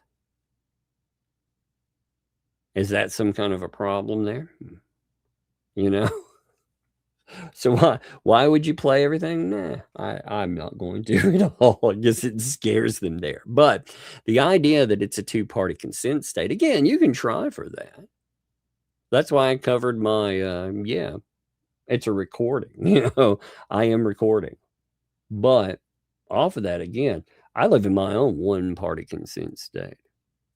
Y'all making, contact with, that'll be fun. That would be a fun hurdle for you to overcome anyhow. But I was like, nah, Not even going to give you that argument. I'll just tell you I'm going to record. She wanted, you think about this too. She wanted Lisa so bad that she was willing to be recorded. And again, in court, another thing I would bring up too is they are already doing interviews. They've done interviews while having a protective order against them. They've done multiple interviews. So, of course, they're giving interviews with people. They've talked to Thomas Collins on the street. They talked to him at flea markets. They've talked to Volmit. And they've talked to him multiple times. Why wouldn't they talk? It's not like they're known to keep their fucking mouth shut. So, fun times with that, right? But if it's all true, like I said, if they want to hear the consent part, they get to pay for it. They will pay thousands of dollars for it. That's another reason too. Because if they want anything from me, they're going to pay money for it. That's the beautiful thing. Because they obviously they're used to being able to threaten people. Almost everyone in the ecosystem is an accomplished liar in some form. On top of that, they're bullies. They think that they can bully and browbeat people into doing what they want. But what do they have on any of it? Again, they don't have anything to fucking motivate me. I don't think there's any way, shape, or form they can motivate me to ever work with them. But like, I mean, these people are just shady all around. They never come forward with the entire truth. It's just crazy. Yeah. So Lynette, look, I love the victim narrative too. Lynette talks about how she's been ripped off for all this money. They won't even tell her how much it is. They won't give her money. She's living in squalor. She's got nothing. That's what's been motivating her. You know, what really motivated her with Lisa, by the way, is the fact that she left her in a box while she's sitting out here talking about this talking point, pounding on her chest, saying, oh, I cared about that child. I loved them. Yeah, she cared enough to fucking leave that child in a hot box in the middle of Florida in a 10x15. And you may be thinking, well, it's not her responsibility to take care of. True enough, but she had the money to change that. And she came off the money to change that when it was convenient. But she wouldn't come off that money when it would help the kid. She would only come off that money when it would help her. Oh, man. Hey, wait a minute. I think my boss is coming. Oh, man, my boss might be a little upset with me. Yes, boss, what's up? Hey, come on over here, boss. Let's see. This is my supervisor here, you know? Yeah, come on over, boss. Oh, did you have a complaint about me today? Huh? You can speak. Did you have a complaint about me? Am I doing a good job? Yeah. Oh, see, my boss says I'm doing a good job. They were thinking I'm such a good employee there that would you fire me? No. No. See, look at that performance. That's a performance review and a half, right? Did you have fun today? Did you like going to the toy store? Hey, tell people what you got today. Detective Pikachu? Detective Pikachu. He's a little cute guy too, isn't he? Yeah.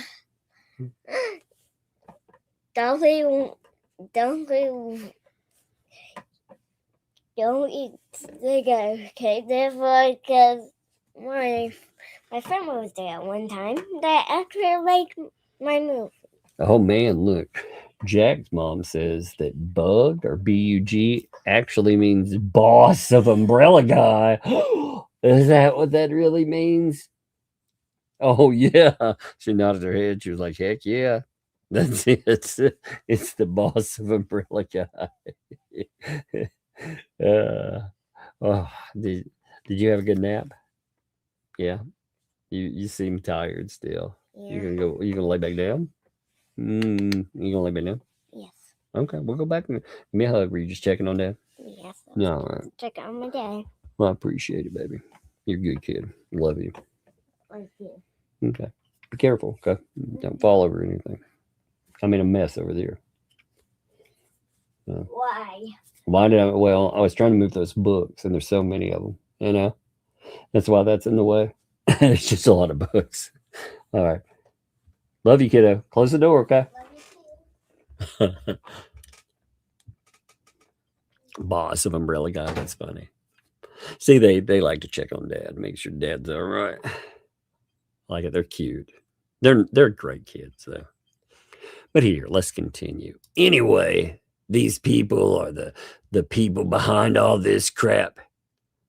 This is BS and they're making it up. These are the lawsuits that are being created under false pretense, all kind of BS. He went to the freaking DA, went to Levy County, claims he's still going to, and here it is, the first one dismissed. You know, look, this is what it's you get. So they go from talking Tug to, oh, look, DA, to right back to talking about Tina. Especially, yeah, sorry, let me jump back to the conversation between Michelle and Tina that was recorded illegally because it's a two-party consent state. Tina lives in. They're trying to track down Tina. You know, they're hoping they can track down Tina. So they both live in Florida, okay? It's two-party consent. She had no consent to record, let alone share it or air it. It's only... Look, here's my legal. It's only legal if Tug produces a recording of Michelle directly telling him it's okay to record her. Huh. That's weird. Again, that would be real strange. Like I said, I don't have to air it. Do you hear the media when they do interviews? Do you hear them producing the proof that they have to record somebody? No. Again, it's amazing to me. They are in such dire disarray. If it didn't matter at all, if everything was there, they wouldn't be trying to knock it down. But it caught them off guard so badly that this is the best thing that they could come up with. Oh my God, it's illegal recordings by Tina. Yeah, Tina. Tug he's so good at adding in his voice that he even put it under when Michelle and he got her to respond to it to time it up. But volume. What an idiot.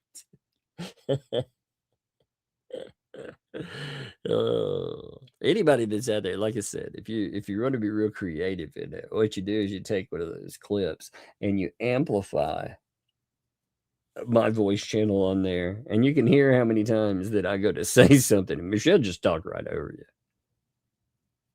And again, I figure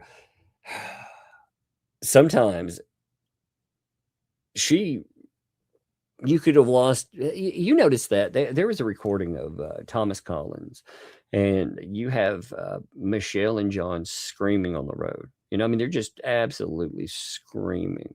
They're having a shit fit on the road. And Thomas Collins, he won't shut his freaking pie hole and let me hear what's going on over there. Because they're screaming about how something that she had said had ended up online, which is funny when you think about it. But you couldn't hear the whole conversation. And it was very irritating. So I thought, man, I don't want that to happen. But it's pretty funny. Like I said, if you take and you amplify that, what you'll find is you barely get in a word sometimes. Now, there were certain points where I definitely did. Like when I went over what Only Me had to say. Oh, she wanted to hear that. She absolutely wanted to hear that. Although I do think it's funny, again, with all of this stuff. I reached out to Only Me and I asked him to write something, and he just disappeared. Like, how these people have gotten over, and here's my problem with that too. It's a real problem in this. He's talking about them scamming, them doing all this terrible stuff. Well, him not making an effort to do something about it, like at that time, allowed them to do this to more people. So if a person wants to claim they're the good guy, is that the actions of the good guy? You know?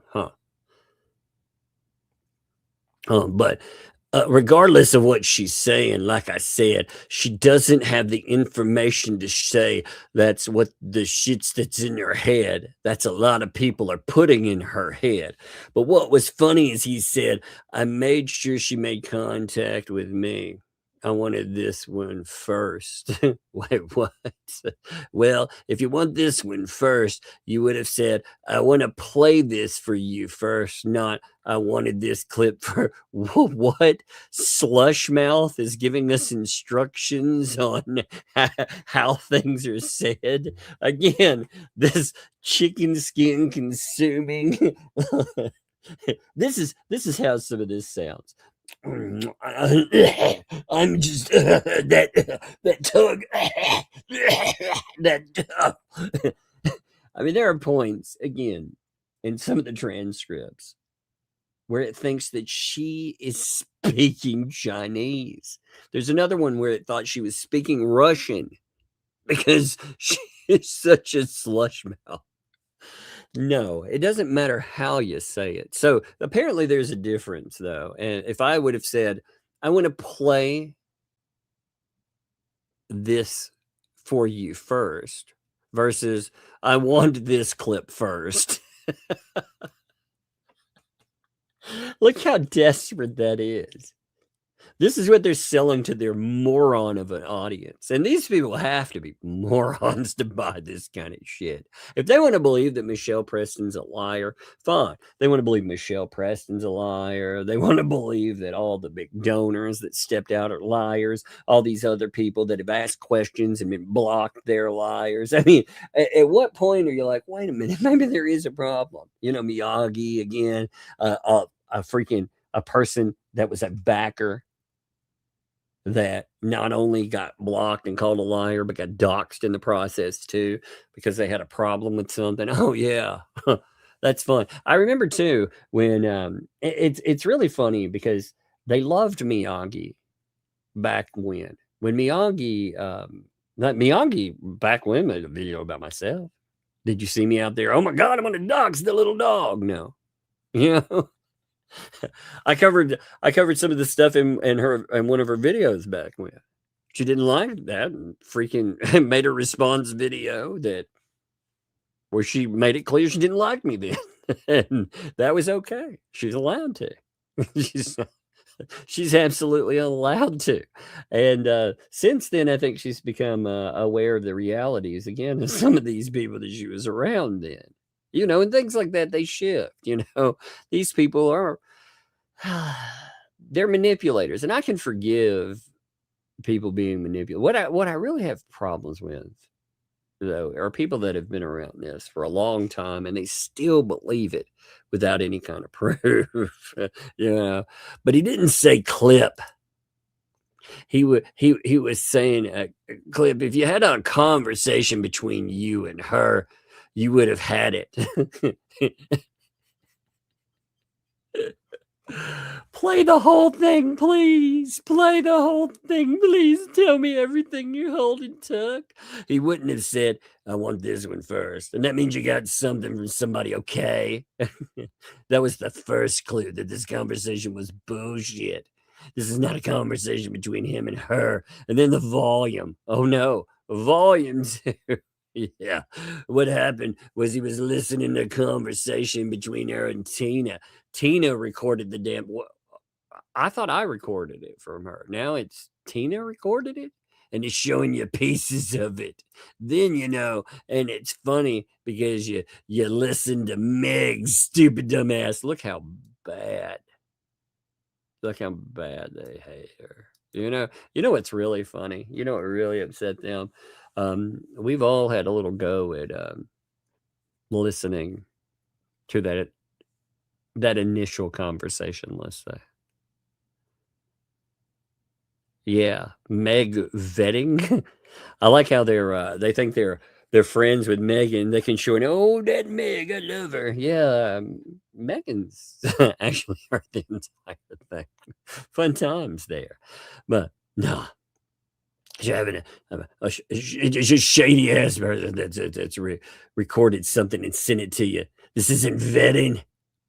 Your vetting info would have been you coming and asking me if what Michelle said is true. You're a lying piece of shit. We don't, you know what? You don't have to ask the ThATs anything if it's true, because we saw them do this stuff real time. This is the thing too. And the other thing is that they told me that I had to believe everything that Michelle said. So now I'm supposed to go and ask the other person. That's weird, because I don't remember that happening with Jeremy Hales. I don't remember that happening with anyone, in fact. I remember from Northport all the way to Otter Creek, they said every fucking person was a liar that talked about these people. Every person. They were all liars.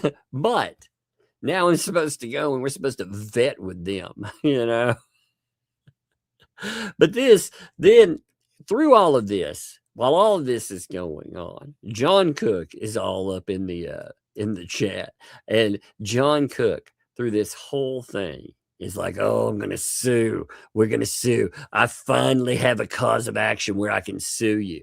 And I was thinking, you know, the funniest thing about that is the fact that John Cook, what are you going to sue for? How exactly is your dumbass going to sue? Where do you specifically think that your cause of action is coming through?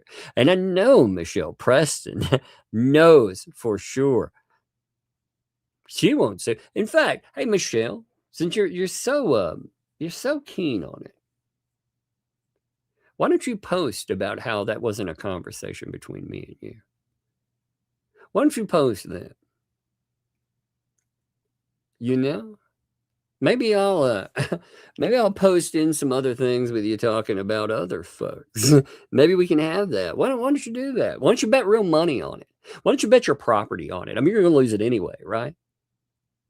So you put your property up against, let's make it legit. We'll put in, I don't know, I'll put up $20,000 against your property. For real, I'm very serious about this. And then we will go to a neutral third party, and I will present them with an entire recording of an initial conversation. I will showcase it to them because it's not yours.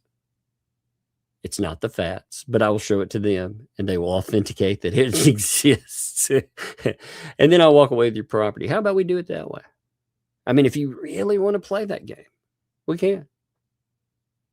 I mean, if you're really down for it. It's funny. Like I said, I tell these people, hey, bet me I don't have proof. Because they were like, at first I was like, hey, I talked about this stuff.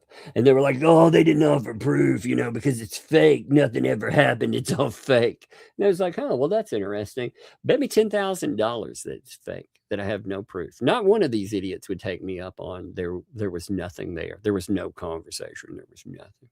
None of them would bet that, which, you know, they wouldn't pay off anyway. But it's like, okay. So then I provide voice clips, and they're like, oh my God, actually, they're real, but this is her talking to another person. Okay. Like I said, the only person that, if any of what they said was true, there'd be any claim, well, again, let them come forward. Let them, again, let's play. Let's play a real wonderful stake. And when I win that property, I will give it to Jeremy Hales. How about that? And if not, you get $20,000 free dollars. You know, obviously it's a bet. I made it here live. I'm talking about it. So why don't we do that? Of course, they won't do that. And again, there would be no workaround for them to, again, there would have to be a neutral third party that would authenticate. It'd be very easy because you can sit down and you can listen, and it's like, yeah, that's definitely a conversation. But Michelle knows it's real. And the funny thing is, either They're all deflecting, which is possible. Or Michelle is lying through her tooth, which is possible. Or it's all of the above, which is possible. But they try to turn it into, again, go after Tina, you know? But even Tug stated last night, I made sure she made contact with me. Well, she didn't. She was talking to Tina. Now, you may have put Tina out there. Okay, I don't know when she started talking to Tina. I didn't ask her. Oh, so you're talking to her again? You're talking to her again. So you don't even know the logistics of what went on, but you totally know that she's not talking to Tina. That's fun, isn't it? I like that. I like it here. Let me pull this up again. Okay, so you may have put Tina out there, but you do is you create liars and go and scam people, and that's what happened. Wait, Tina's a scammer? How is that? Maybe what's funny is when the Fats got mad that Lynette turned on them and they talked all this shit and stuff, that's legit. But when Preston turns on somebody and they're like, fuck this, I'm tired of it, there's some kind of scammer, right? The only scammers that I see involved in this are these people. It's so funny. Like I said, anybody with half a freaking brain cell that accepts the fact that, again, Tina's 100% legit. So if Tina is legit and there are text messages, again, with this is the inconvenient part right here, by the way, even for this narrative to these idiots. These are inconvenient. Because I've shown them both, but here's one of them. Again, this is the one where contact was made finally. But you can see them. Hey, Tina. Hey, Tina, do you have an email or something for that Tug person? Oh, and you can see the audio calls popping up. That's weird.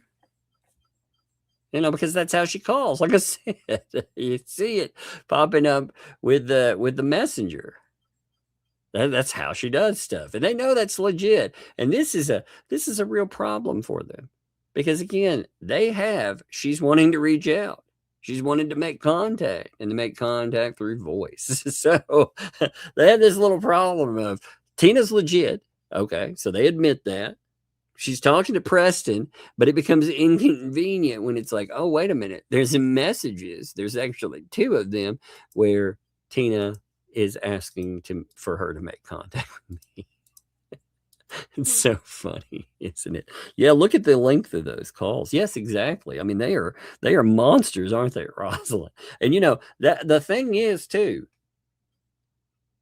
if you figure, we know from discussions with them talking about Bruce, for example, that Lynette Preston will sit around for an hour, 2 hours, whatever, and just blah, blah, blah, blah, right? So let's just assume, let's just think if she was having one call, if we averaged that, because I'm sure there's days when there wouldn't be a call, but if you averaged out to 1 hour for the months that she talked, I mean, Lord, you're talking well over 100 hours of communication.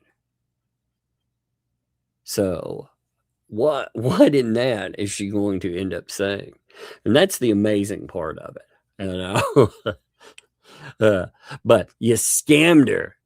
It's talking about Tina. You scammed her because she's looking for anybody who will basically listen to her. Oh, wait, you mean to talk about 2L? Yeah, she's desperate enough. This tells you, this should bother the ecosystem too. She's desperate enough that she'll reach out to myself to ask for help because this person has boxed her in and stolen everything from her. And they're still fucking giving this person money. What a bunch of pieces of shit. Like I said, a year ago, Lynette Preston was a truth teller, a seer, she was the greatest thing since sliced bread. Then once 2L turns on her, she's nothing but a repugnant sack of. She's a liar. In fact, Lynette says that she had, well, at least one time that she had CPS called on her by this person. She blames them. I do need to get that clip out. That would be a good one. But everybody's on here. Why are you still defending her or whatever? Because I understand what's happening. I understand the situation. Look at this. This right here tells you all you need to know about Terrify. Michelle Preston has her too. You know why she decided that she was going to help out, and she was going to help out with payments and stuff like that? Well, that's because Michelle is finally starting to figure out how that she can box this person in. She's finally getting around to potentially, well, at least scaring them about all this money thing. So they decided to placate her a bit. She told that to another party that she was going to do this. And being the wonderful, trustful people that they talk about scamming because somebody talks about it. Okay, well, again, how about neighbor? How about Brian Ann, the people they trust? Why are they running back to Lisa and telling her things that's being said? But you also have to understand why I don't talk to her, and I talk to John. Okay, there's some reasons why. So I hope you guys understand if I'm explaining things too fast. I'm sorry, because I'm jumping between 3 topics here, and there's a lot going on today. It's just popping in, But I do. I talk to John. But she needs to be talking to people. Everyone turns on her. Everyone. That includes you, fatty. But the people that help her, she shits on. Okay, well, that would be someone like, again, Tina. Tina actually tried to help her child, tried to give her some type of assistance, and she absolutely treated her like crap, of course. Well, one thing I'm going to say is that she doesn't know who to trust. People are telling her there's money that's in her name that was never there. Look, they turn it into, I ain't got no money. And she's believing that, if she's got these problems, she needs money for these things, and they're telling her that it's in her name, with these things, and she doesn't know the part about her saying that I told him it's none of their business how much money came in is an absolute lie. So look here. By the way, it's an absolute lie there. I did tell her how much money came in. I did tell her. Man, to start working on the barn, and her first words were, "That's not enough." So yeah, that's an outright lie. So she tried. Oh, I did tell her how much money there is. And I guess you heard her saying, I can tell you right now, someone will stand inside because of conversation. Well, you know what's funny right here? I thought she didn't listen to what I played. I thought she said that. I hear her. Okay. I thought I heard the door open there. Yeah, it was just the door there. Okay. So, the freaking door, man. But she says that, well, like, I guess you heard that stated. I guess you heard her say, this stuff that was on the recordings. Again, how would you know about that? Like I said, I thought she didn't listen to my recording. I thought she didn't listen to my live stream. Didn't have time to do it. But she make a lot of commentary on things there.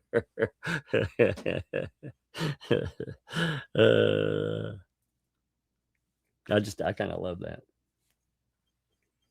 But I can tell you right now, and someone was standing beside that, just had a conversation over here saying, I was right there. Yeah, agreed 100%, Dawn.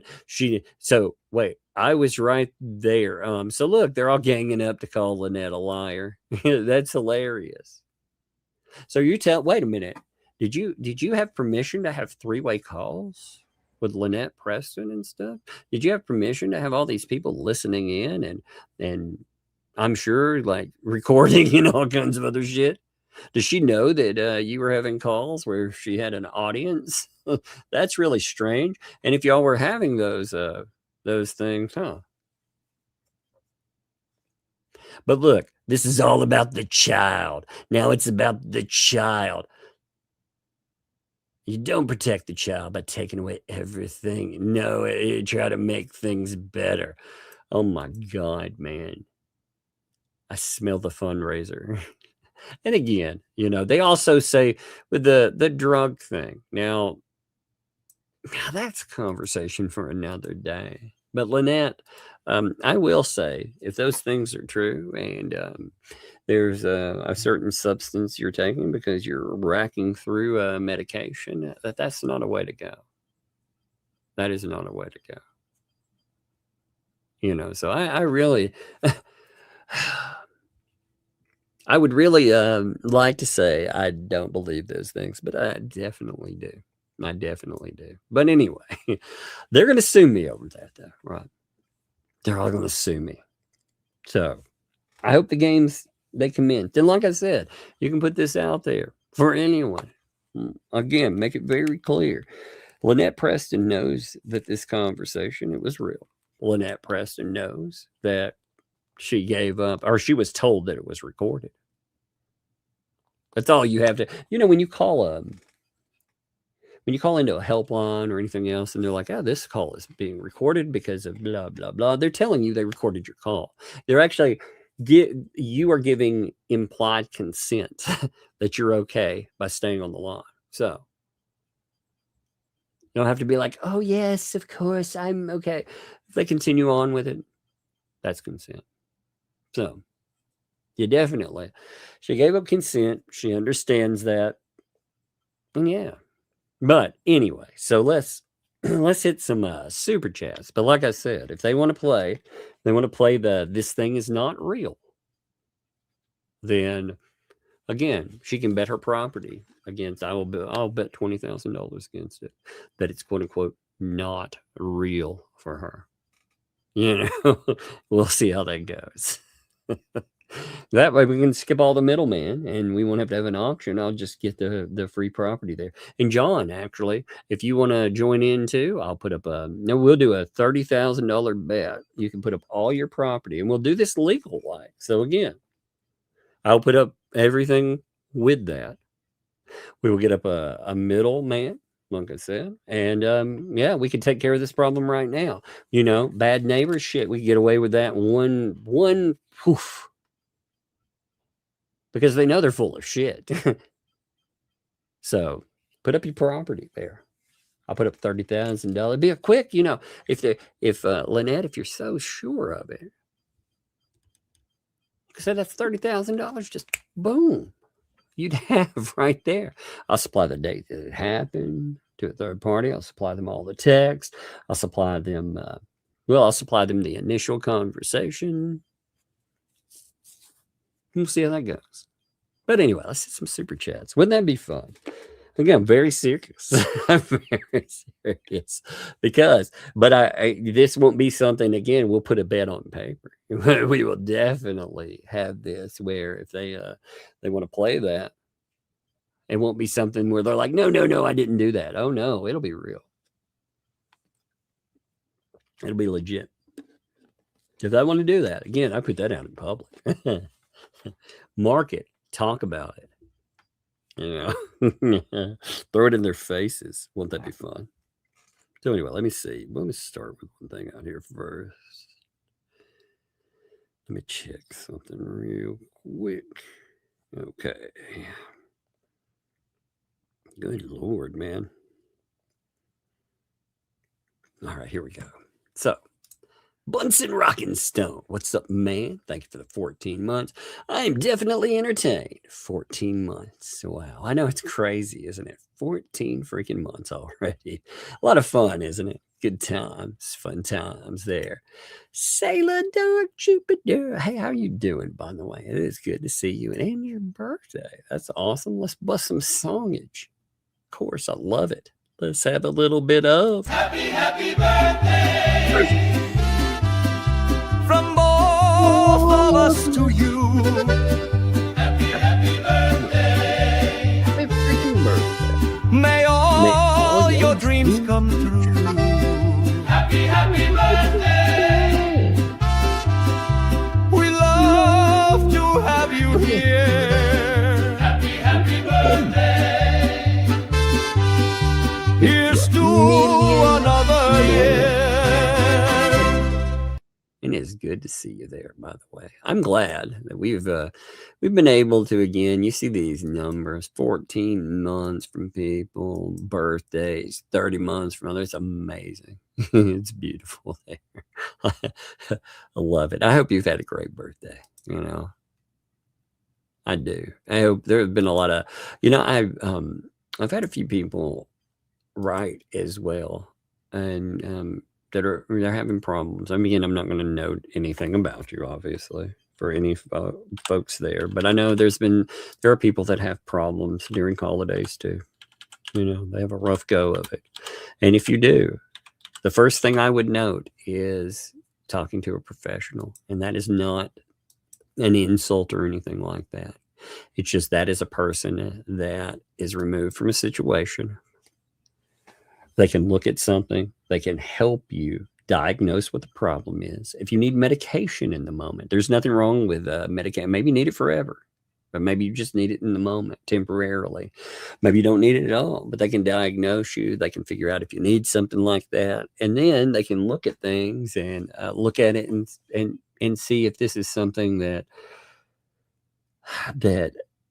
you may be able to really get a fix on easily, quickly. Some things are like that, but it's something that you can goal set. You can set down, again, concrete, not abstract goals, and work toward them. Take steps. Steps sometimes take time, but I know people have had problems there. I understand that, and you have my love, you know, and you have everybody else, the chat there. I mean, there are a lot of people around that, again, they have your back. But the one thing I would say is that you're not going to fix, if it's a severe problem, you're not going to fix it just by talking to people online. You know, you may need more help than that. So just think about it. And again, if you cannot afford help, if you go to a place, there are places out there, you know, the community mental health, for example, if they take federal dollars, they are required to give you a sliding scale. And that sliding scale, if you have no money, then you obviously don't have money to pay for mental health treatment. So they have to. They won't advertise it, though. They will not advertise that they give a sliding scale. Many of them, some do, but most don't. So that's one thing you always ask, hey, do you provide sliding scale services? Now, if it's just a counselor by themselves or a therapist, you know, they may only work with the big ones, you know, the private individualized insurance companies, but the ones that accept federal dollars, yeah, they have to do it a certain way too. So just ask them about it. But that's nothing. That's not a statement to one person out there. I've had a few people, you know, and like I said, I'd love to all of you too, you know, but I love it. I love their birthdays, and I love the fact that we can get together, and, you know, we can through the holiday season, we can do stuff just like we normally do, you know, and we can have fun with it. Keith, thanks for the fun. I'm still boycotting Tug's super chats until Megan gets her leg warmers. Do you feel the pain yet, Mr. Tug? Oh, wait, damn it. A message still unclear. Send more super chats. I love it. The leg warmers have been the funniest thing ever. I've had so much fun with it. You know, 3 days now. I've been posting those videos, by the way. I do post them on Facebook first. So if you do not follow on Facebook, I have an account on there, TAD, TAD, guy, GUY. Pretty easy to find. And, you know, it's the only account I just opened it. You know, over there with this stuff. I usually never used it, but this is me. So if you want to follow, you can see I put up stuff, you know, and people, they put up stuff about the live streams. Look at that. Isn't that beautiful? Gonna sue, but they're recording, third party. You like that? I love how it makes. Look at that. Look at the eternal chunk there. I always like even if he's small, I'll try to shove a little Jeremy Hales in there, you know. And I used to shove Megan Fox into people's hair and stuff like that, but it would confuse people, you know, because if she's on, I'll put her with me on the front. So when people would find her in the picture, it'd confuse them and they think she's on with me. But yeah, you can see, I mean, you know, there's the videos and everything else that come up. So you have fun there. There's a lot of groups too. There's some crappy groups out there. I don't do a lot of group participation, but I do read through what people put up. One of the things I need to bring up tomorrow, by the way, Melissa was kind enough to do this. I'm going to bring up for tomorrow the status of where certain cases are. She actually had a breakdown of that. So I will go over that. It's not a very hard thing to follow once you see it, but sometimes it's hard to remember. You know, you just have to remember that. I guess the best way is Fed 1 and 2 paused bankruptcy for Fed 2 with Lynette, but the other people are still moving forward. We're still in serving the others. Okay, so you have Fed 1 and 2 for Lynette. Fed 1 is paused, period. They're not moving. Fed 2 is paused for her. And then the other parties are moving forward. Although, again, we haven't gotten anywhere in that case. I mean, it's bogged down in mud. It's kind of crazy. You have the state cases. You can see one of those coming to a close. You know, as far as the thumbnail case, that thing is... that thing will come back to after bankruptcy, and it's going to cost Lynette money. The other one is going to it'll end up costing her money eventually. You know, her fighting is going to cost her more money, which is going to be a mess for her. Then you have the Bruce case, which really, oh man, it'll get rolling sooner or later. You also have the Us with the Lips case. That thing is kind of frozen in mud, and so on. We'll talk about them all. Yeah, it's a bunch. I can understand where people get confused, though. Fallen Hero, thank you for the gifted membership. And more than anything, thank you for being here all the time, too, my friend. Appreciate you. Joan, thanks for the 10 there. Cement for the bench to secure it. I love the fact that people have had so much fun talking about the bench here, you know, and you know, the ecosystem, they like to have their little fits. I love it too. I love it when when whiners are like, oh my God, it's so mean. Or, you know, I don't understand why you would do that. There's just no point in it. Oh, there's plenty of point.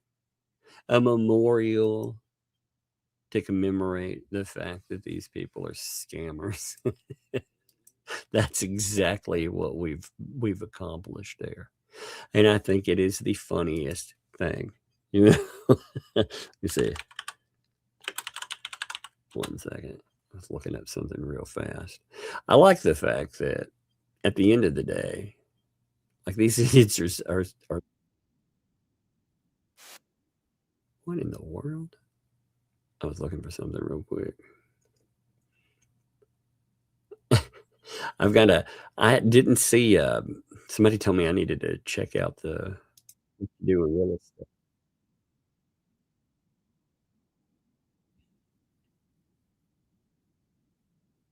There's a temporary.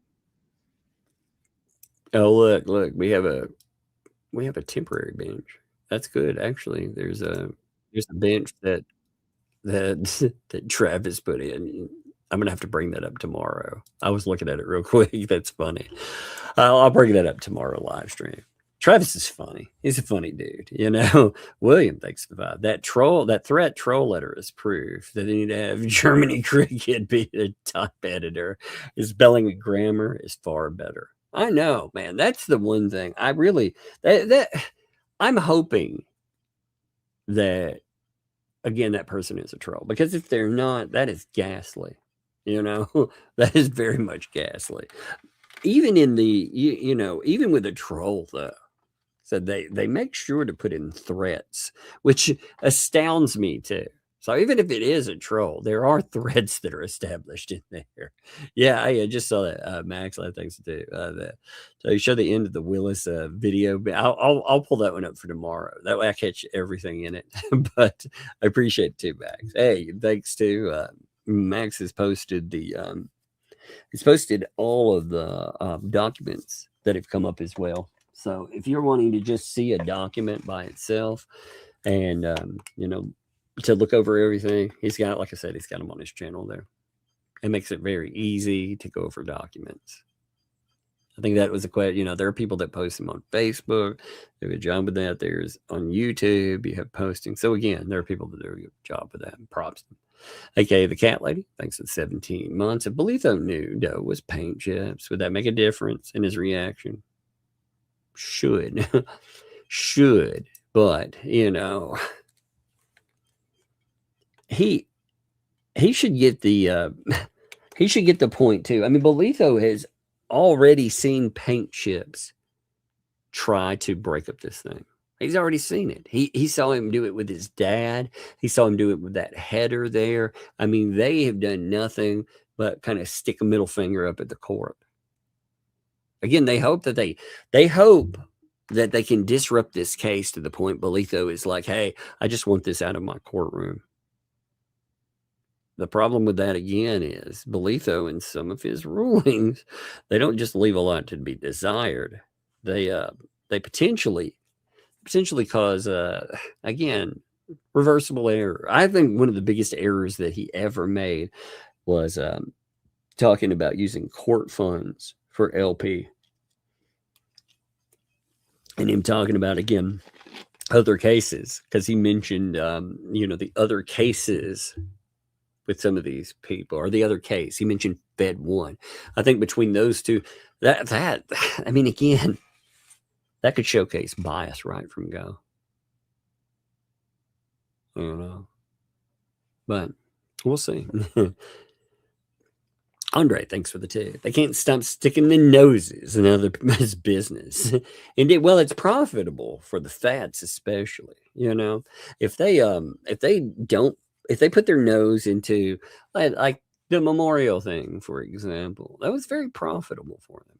Very profitable. And we're not just talking about the money to do that. On top of it, it helped them not just in the immediate, but you think about that in the long run, because they're like, oh, look what we've done. We're such good people, you know, and it's allowed them to take more money. That's why I say with some of the like Only Me, again, one of the major issues that I have with that person is the fact that they admit that there was some duplicitous bullshit that went on. But they have allowed it to continue because they sit on the sidelines. They've spoken, but they won't speak to the people that they need to speak to.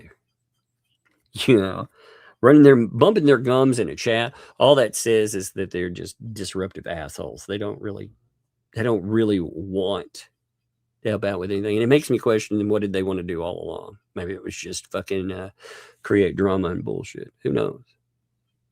Because like I said, they could direct that money to where it was supposed to, or at least they could get some kind of justice for somebody ripping it off. And on top of that, they could also do a little bit more. They could stop other people from getting scammed too. But hey, but yeah, you're right, Andre. Puzzle. Thanks too. Hard is my By a lot. I need a shirt that says, do you know about Hod? Or let me tell you about Hod or something. I'll think about it. I like that though. And Bonnie again asks, how is this third party contact? Yeah, it doesn't make sense. Again, they have no idea. They just say shit because they're stupid. And they have people that are hardcore stupid and they don't know what the hell any of this stuff means. And you notice again, it's funny too. They tell people not to watch. Don't watch those people over there. Because if they did, I was reading through and they were talking about the Dan Owen lawsuit. And they were like, yeah, everybody was saying that was an easy win. It's like, actually, I don't think anybody said that it would be an easy win. We all said that it would have to go. It's just like when the police get in trouble. Have you ever watched a channel where the police, they end up getting sued? What happens is you end up in the appeals area, and it's a hard slog, even when like a police did something horrible. I mean, absolutely horrible. Oftentimes it takes years. It takes appeal. It's insanity. And sometimes some of that, it's dismissed. There was a lady, I was looking at this case, and there was a lady that she had been pulled over. I can't remember what she was pulled over for. Tent violation, maybe. But she had cotton candy in her back seat. A little bag of cotton candy. Nothing big, right? The officer on the video of it, he even opens it and smells it, and it's cotton candy. He's like, okay. Well, they tested with one of those cheap $2 testing kits, that change colors. And woe and behold, it changed colors. And because it was cotton candy, of course, when it reacts, it changes colors. So it changes their field test color. It gives them blue. And they're like, oh, that's methamphetamine. So they end up jailing this woman, and she has to wait. They put up and saying, since it's a bag of cotton candy, they arrest her, but they don't just arrest her for having substance. They arrest her for having so much of it that it's distribution level. So they give her $1 million bond, which she cannot meet because that's quite a bit of money to bond out on, right? So she ended up staying in jail for 3 months. 3 months until the state labs come back and they're like, yeah, it's cotton candy, right? So she sues. She sues the police, she sues the township, and she sues the manufacturer of the tests. Well, guess what? The manufacturers of the tests are pretty much immune to lawsuits by now because the Fed has given them pretty much carte blanche if a problem pops up. So they walk. The police, no problem there. Even in appeals, they walk. And the township walks. So this woman loses 3 months of her life over bullshit, where even the police admit that, yep, that smells like cotton candy. That's certainly there. But when they test it, they don't clack a couple of brain cells together. They'd just rather put this person in jail. 3 months of their life. And it's like, just live with it. Just live with it. Eat it. If stuff like that can happen, then yeah, it's a hard slog to hold somebody like Dan Owen responsible. But you know what? It's not just about holding him responsible there and getting a decision. It's also putting on the record what these people think. Because I think the biggest indicator of who these people are is their answer. I would love to be able to read his answers when he runs for office again. I'd love to tell people when they say that they're out there and they're out there protecting victims. I would love to read his answers on what they think about people with protective orders, and how they service perpetrators and they investigate victims. So, yeah. Eshine, thanks for the 10 there, by the way. Thank you, Eshine. Appreciate you. Merry Christmas to Bug and Luck. Well, thank you for that. I appreciate that quite a bit. And we will, like I said, be around for Christmas too. What's up, kiddo? What's happening? I'm playing one of my games. It has Christmas music, but I turned it down. Oh, yeah. You got a Christmas game to play today? Yeah. Actually, it has this one. You playing Christmas games? Look, this one has a Christmas tree. What's your favorite Christmas song? other horse open sleigh. Hey. Oh, you like that song? In a one horse open sleigh. Hey. Look at these. You like Jingle Bells, huh? Yeah. Jingly bells. Jingle bells. Well, come over here. Yeah. Somebody's dancing. That's cute. Look, this one has a Christmas tree in their hand. That's very cute. Yeah. Oh, And last night. So last night I asked her about watching a movie, and you know, you probably heard it last night, but I was like, we could watch us a holiday movie. And I went through the list of holiday movies, and she said, that one, I want to watch that one right there. What movie did you pick out? Krampus. It was Krampus. If you didn't watch it, find it hard to laugh for TV watching like my dad. I was like, are you sure you want to watch that? She's like, It's oh, yeah. horror movie it's a horror movie. If you don't like horror movies. You like freaking. She's like, I want to watch Krampus. If you don't like horror movies. Yeah, if they don't like them, they might not be their thing. Yeah. You liked it though. Look, this one has a Christmas tree in their hand. Yeah. And this is one with Christmas music. I wonder if this one has Christmas music. I don't know. You can't don't turn on music over here. Hey, don't turn on music. Do not turn that on over here. Okay. Here. Take it upstairs and play with it. Check it out. I'm almost done. Yeah. You want if you like horror movies, watch Krampus, okay? Okay. I'll tell him for sure. Yep. Terrifier, yeah. That would be a Christmas movie for me. I don't think that would be. That's a little way too hardcore for a little kid. Yeah. Krampus, you know, it's got some creepy toys, and I mean, Krampus looks creepy, but it was really funny. We were going through all these, you know, they have all the different just happy-go-lucky ones. It's just like, no, yuck. You know, that one is boring. This boring looking. She saw Krampus. She was like, oh, that looks good.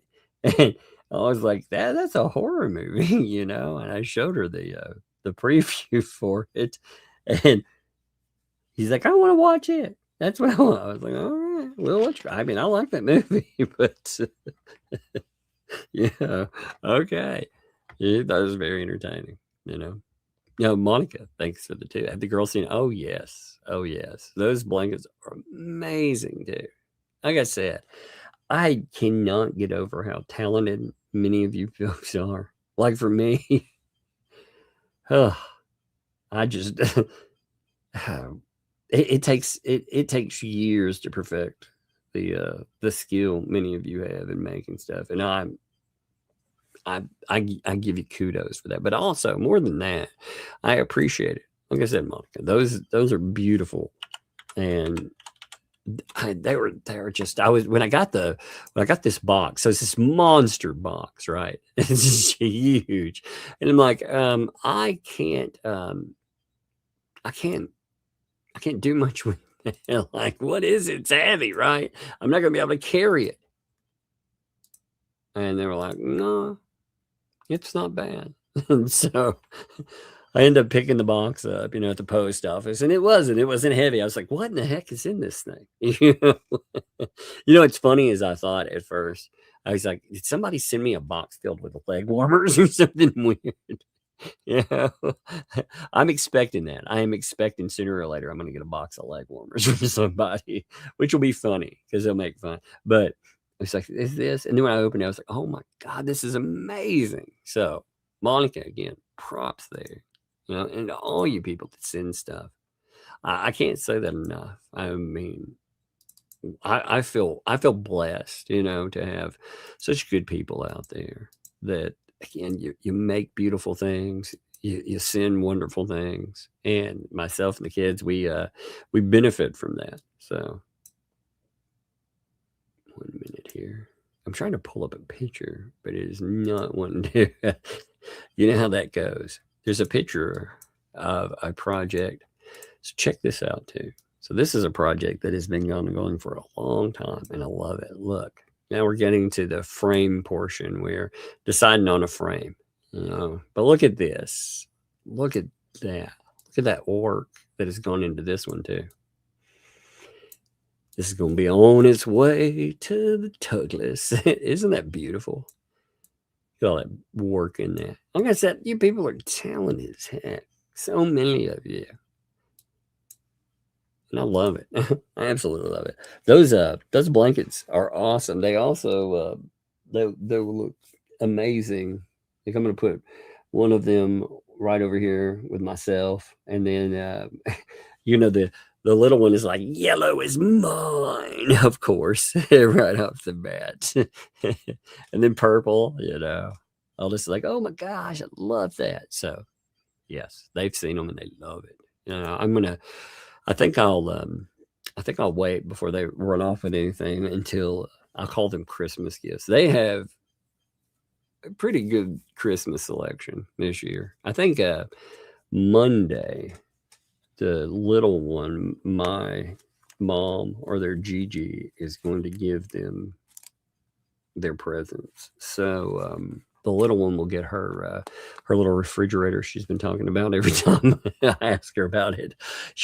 That's her Gigi got it for her. So she'll end up with her very own little refrigerator, complete with Cokes or whatever.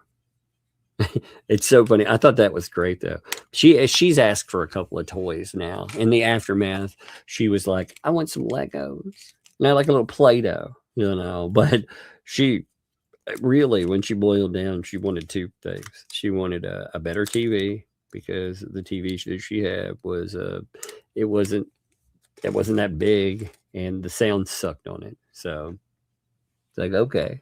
So I got her that myself. And then she wanted a refrigerator, like a little, like not a tiny, like a dorm refrigerator, but one of those that's about as tall as a 6-year-old. You know, you couldn't fit in it or anything, but they can fit real drinks in it and stuff. So it's pretty funny. That'll be awesome. I'll have to photograph it when she gets it. But yeah, hey, Andre, thanks for the tea. Felisa definitely can't handle the truth. Oh, that's true. Like, she just freaks out anytime she's remotely cornered with anything that even looks true. She just freaks out and lies. Look at all the lies that were in that stuff. It's just amazing, isn't it? Just Jay, thanks for the 5. When the fleas raise money for someone, they normally end up in bankruptcy, best I can tell. That's true. That is weird, isn't it? That somebody, they end up with, you know, they're like, yeah, we raised all this money for the barn. They don't turn over any money. And then the person's declaring bankruptcy. It is kind of strange.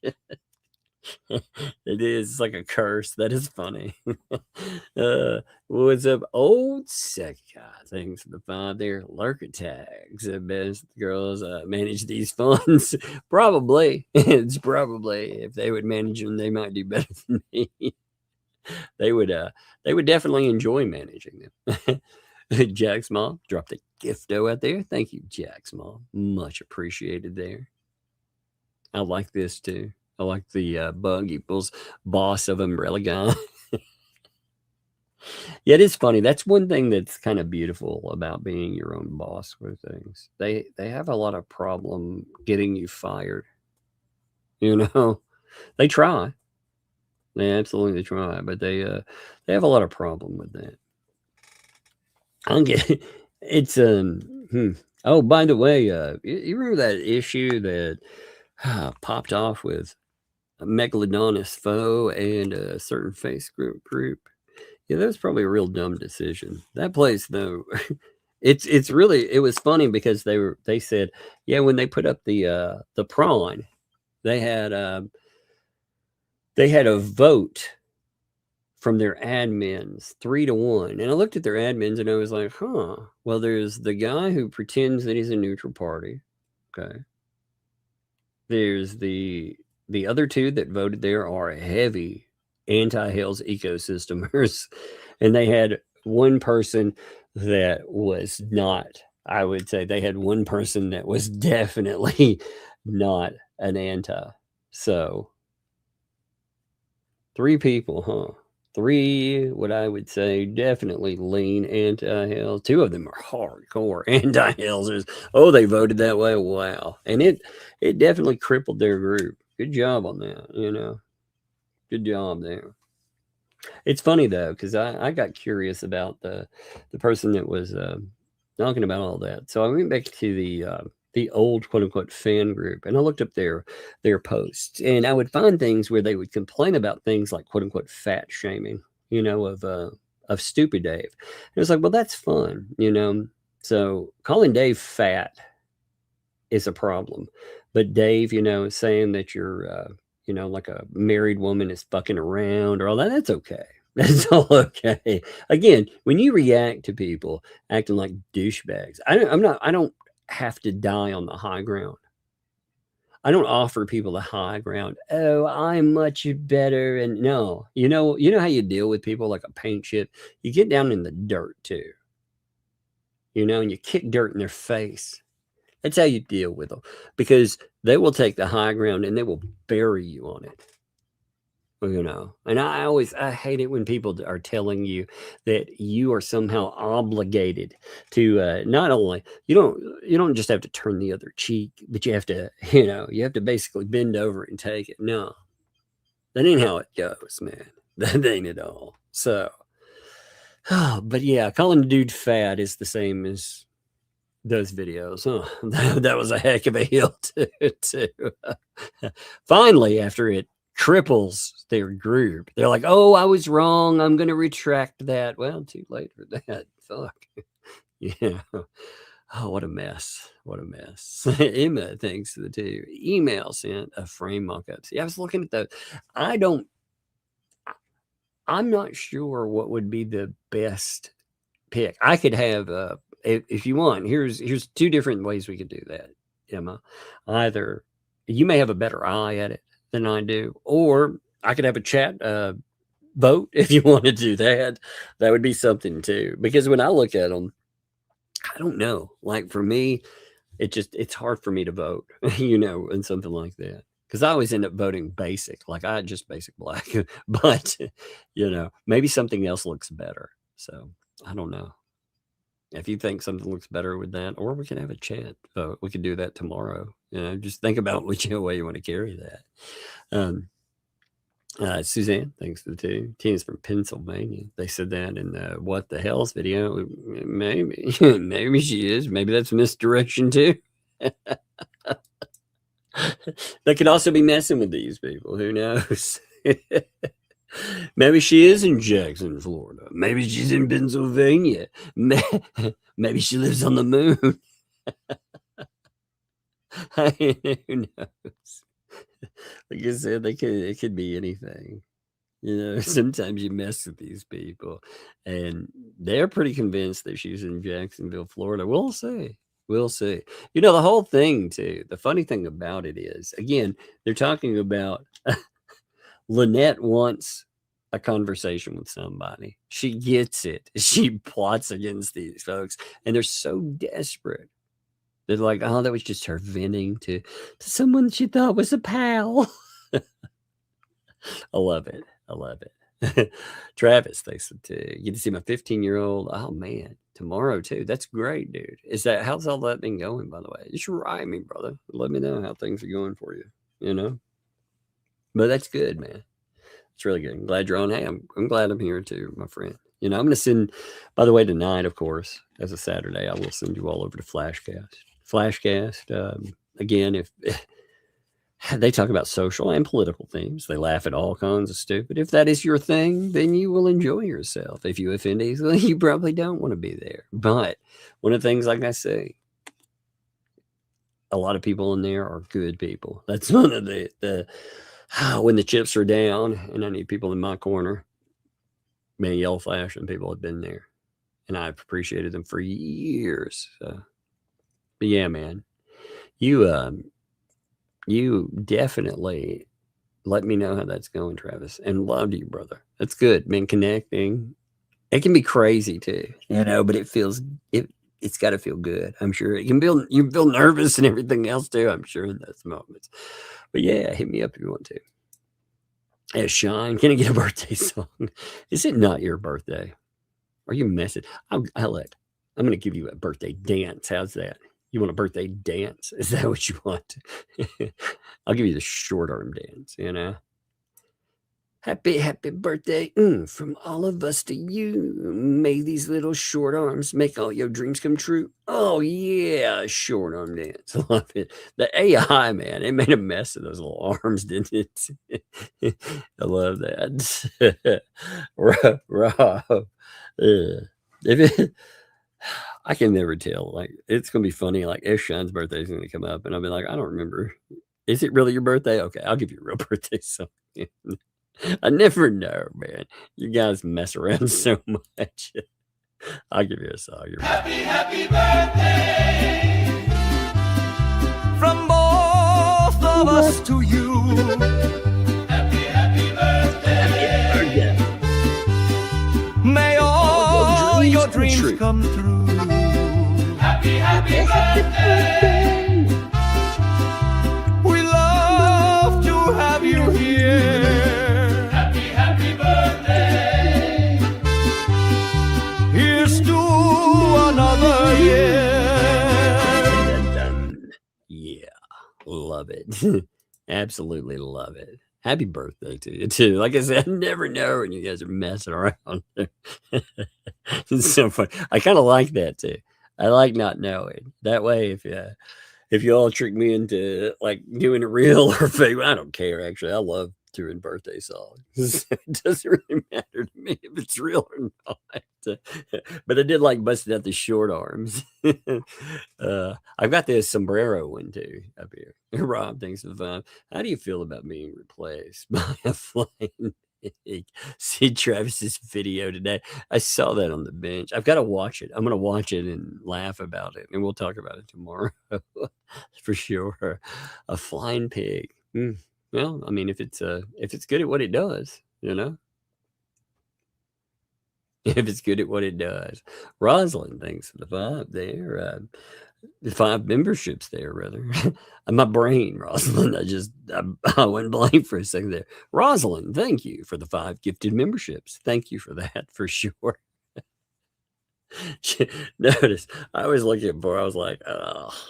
I was looking at some comments. And it just, somebody said something that in the email that just, I don't know. It was like, what now? And it threw me off with everything. But I appreciate this for sure. First of all, for the channel, but also in the holiday gifting to people. That's awesome. Thank you. And as Linda notes too, Rosalind, remember, Hod loves you. That's right. Hod is looking down from the HOA and loves you. I love it. We toast West Coast. Thank you for the gifted membership. Also, man, look at those festive. Oh, so beautiful. Love it. Emma, thanks for the 2 there. You can do a vote. It's up to you. Maybe we should do that. You know, you want to pick out a few, like, I saw a couple. Is there any other design you want to do? And we'll do a vote. And we'll do it tomorrow. I think it'll be fun. Let's see.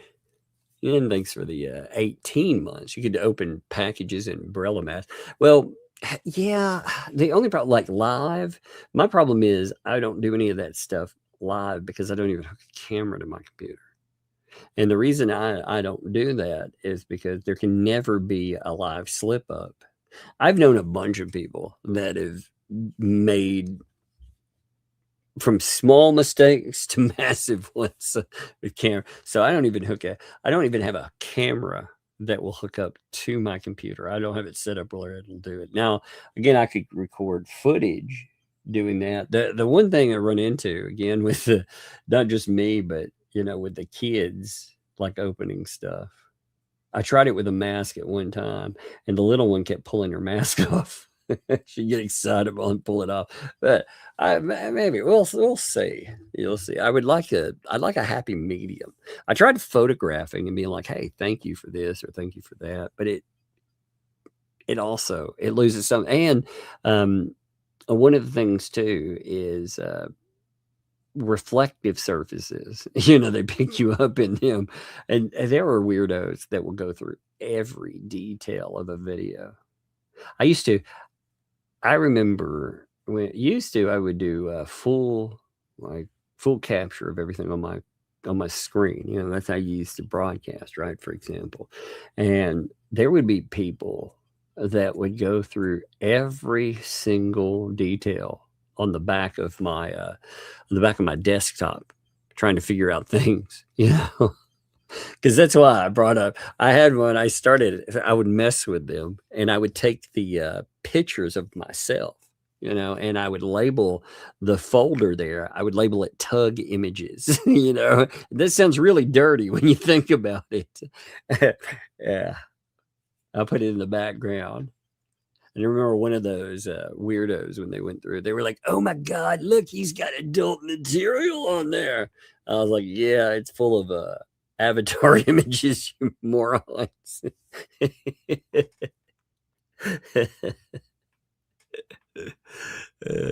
But I mean, people will go through every single thing. It's so weird, man. So weird. They want some kind of one up, and sometimes it you know, for myself, who cares, you know, anymore. But with the kids, I'm still careful. You know, I have to be. Unfortunately, so many weirdos. But yeah, there's got to be a happy medium in some way to do it. And Cynic, thanks for the two. I'm actually Tug's boss. I pay him in super chats. I know, man. Come on. Come on, $2 for this week. What's going on, Cynic? What's going on, boss? Oh, love it. That's pretty funny. Yep, that's my boss. If you have any complaints, write to Cynic. The best boss ever, of course. Sheila, what's up? Sent 20 through PayPal as well. Thank you for that too. It said thanks for the laughs. Hey, thank you. You know, man, by the way, so I'm going to throw this in here as well. The Audible big sale that they have, it ended, right? And I was going through, and I picked up quite a few books. And I mean, quite a few. And it's amazing because the books that they have, you know, if you want to prep for your year, they have a sale twice a year on audiobooks. And some of the books are just ridiculously high, but some of them, they'll come in at $2 to $3.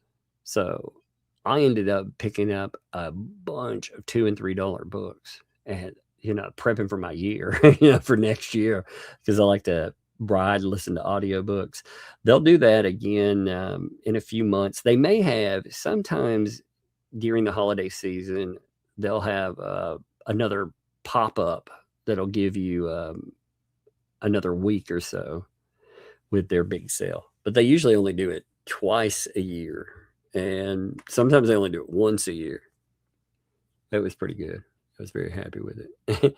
And also, look at that, Carol. Hey, Carol, what's up, by the way? Hey, props, too. Props on your achievements. You know, give me a second here. You know, I've been watching certain groups as some of these groups falter and fail. Some of these other groups have come in, and they've been picking up the slack. And I have to say, I'm kind of proud of some of these groups as they grow. You know, there's a few really good ones out there. You have, let me give a few shout out, actually. I like one of the things, let me pull up a few here. I like, what is that?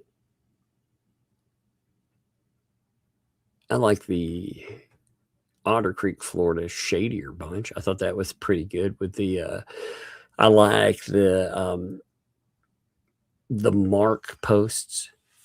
He actually puts up a Mark. Here, I'll show you one of the people. I'm going to give a few people shout outs real quick while we're doing this. Okay. Let me think about this. I like Mark, for example, because he'll go through, he'll pull up transcripts, just like, you know, we do live, but noting different things in transcripts. And some of them are great. So with the group here, with the Otter Creek, you know, unfortunately, so a lot of the groups, you never know, like with a group, like some of these people have gone crazy, like trying to, again, flag down groups, and it's I don't know, it's kind of sad there. Now you have, of course, let me give Otter Creek in the show. They actually hit 1,000 people. So I want to give them some love here. So here, Otter Creek in the show. They've actually done good about growing. They've been doing, like I said, they've been doing a great job. They put together something where you can have fun. Everybody can goof off. There's a lot of posts in there. But they were celebrating the growth. And again, these are places that you can go. You can discuss cases. You can have fun. But, there's like I said, there's a few of them out there. And there's good ones. Like Melissa has a group that I think is really good. Again, if you've got a group out here, I wish there was a consolidated. There doesn't have to be one group, that's not what I mean. But I would like there's about 9 of them that I see, I wish sometimes like it'd be easier because Facebook doesn't allow it to track as easy. I wish sometimes I could find everybody easier, but I love like y'all's groups. They're good. I think it's funny because the antis really hate those groups too. They absolutely hate them. Why? Because they show proof of stuff and it calls these people out. But anyway, all right, well, I'm done for today. I'm going to send you over to Flashcast. Go have fun. And yeah, I'll pick up tomorrow. We'll be early tomorrow, remember? We'll be there a few hours early. Okay? See you.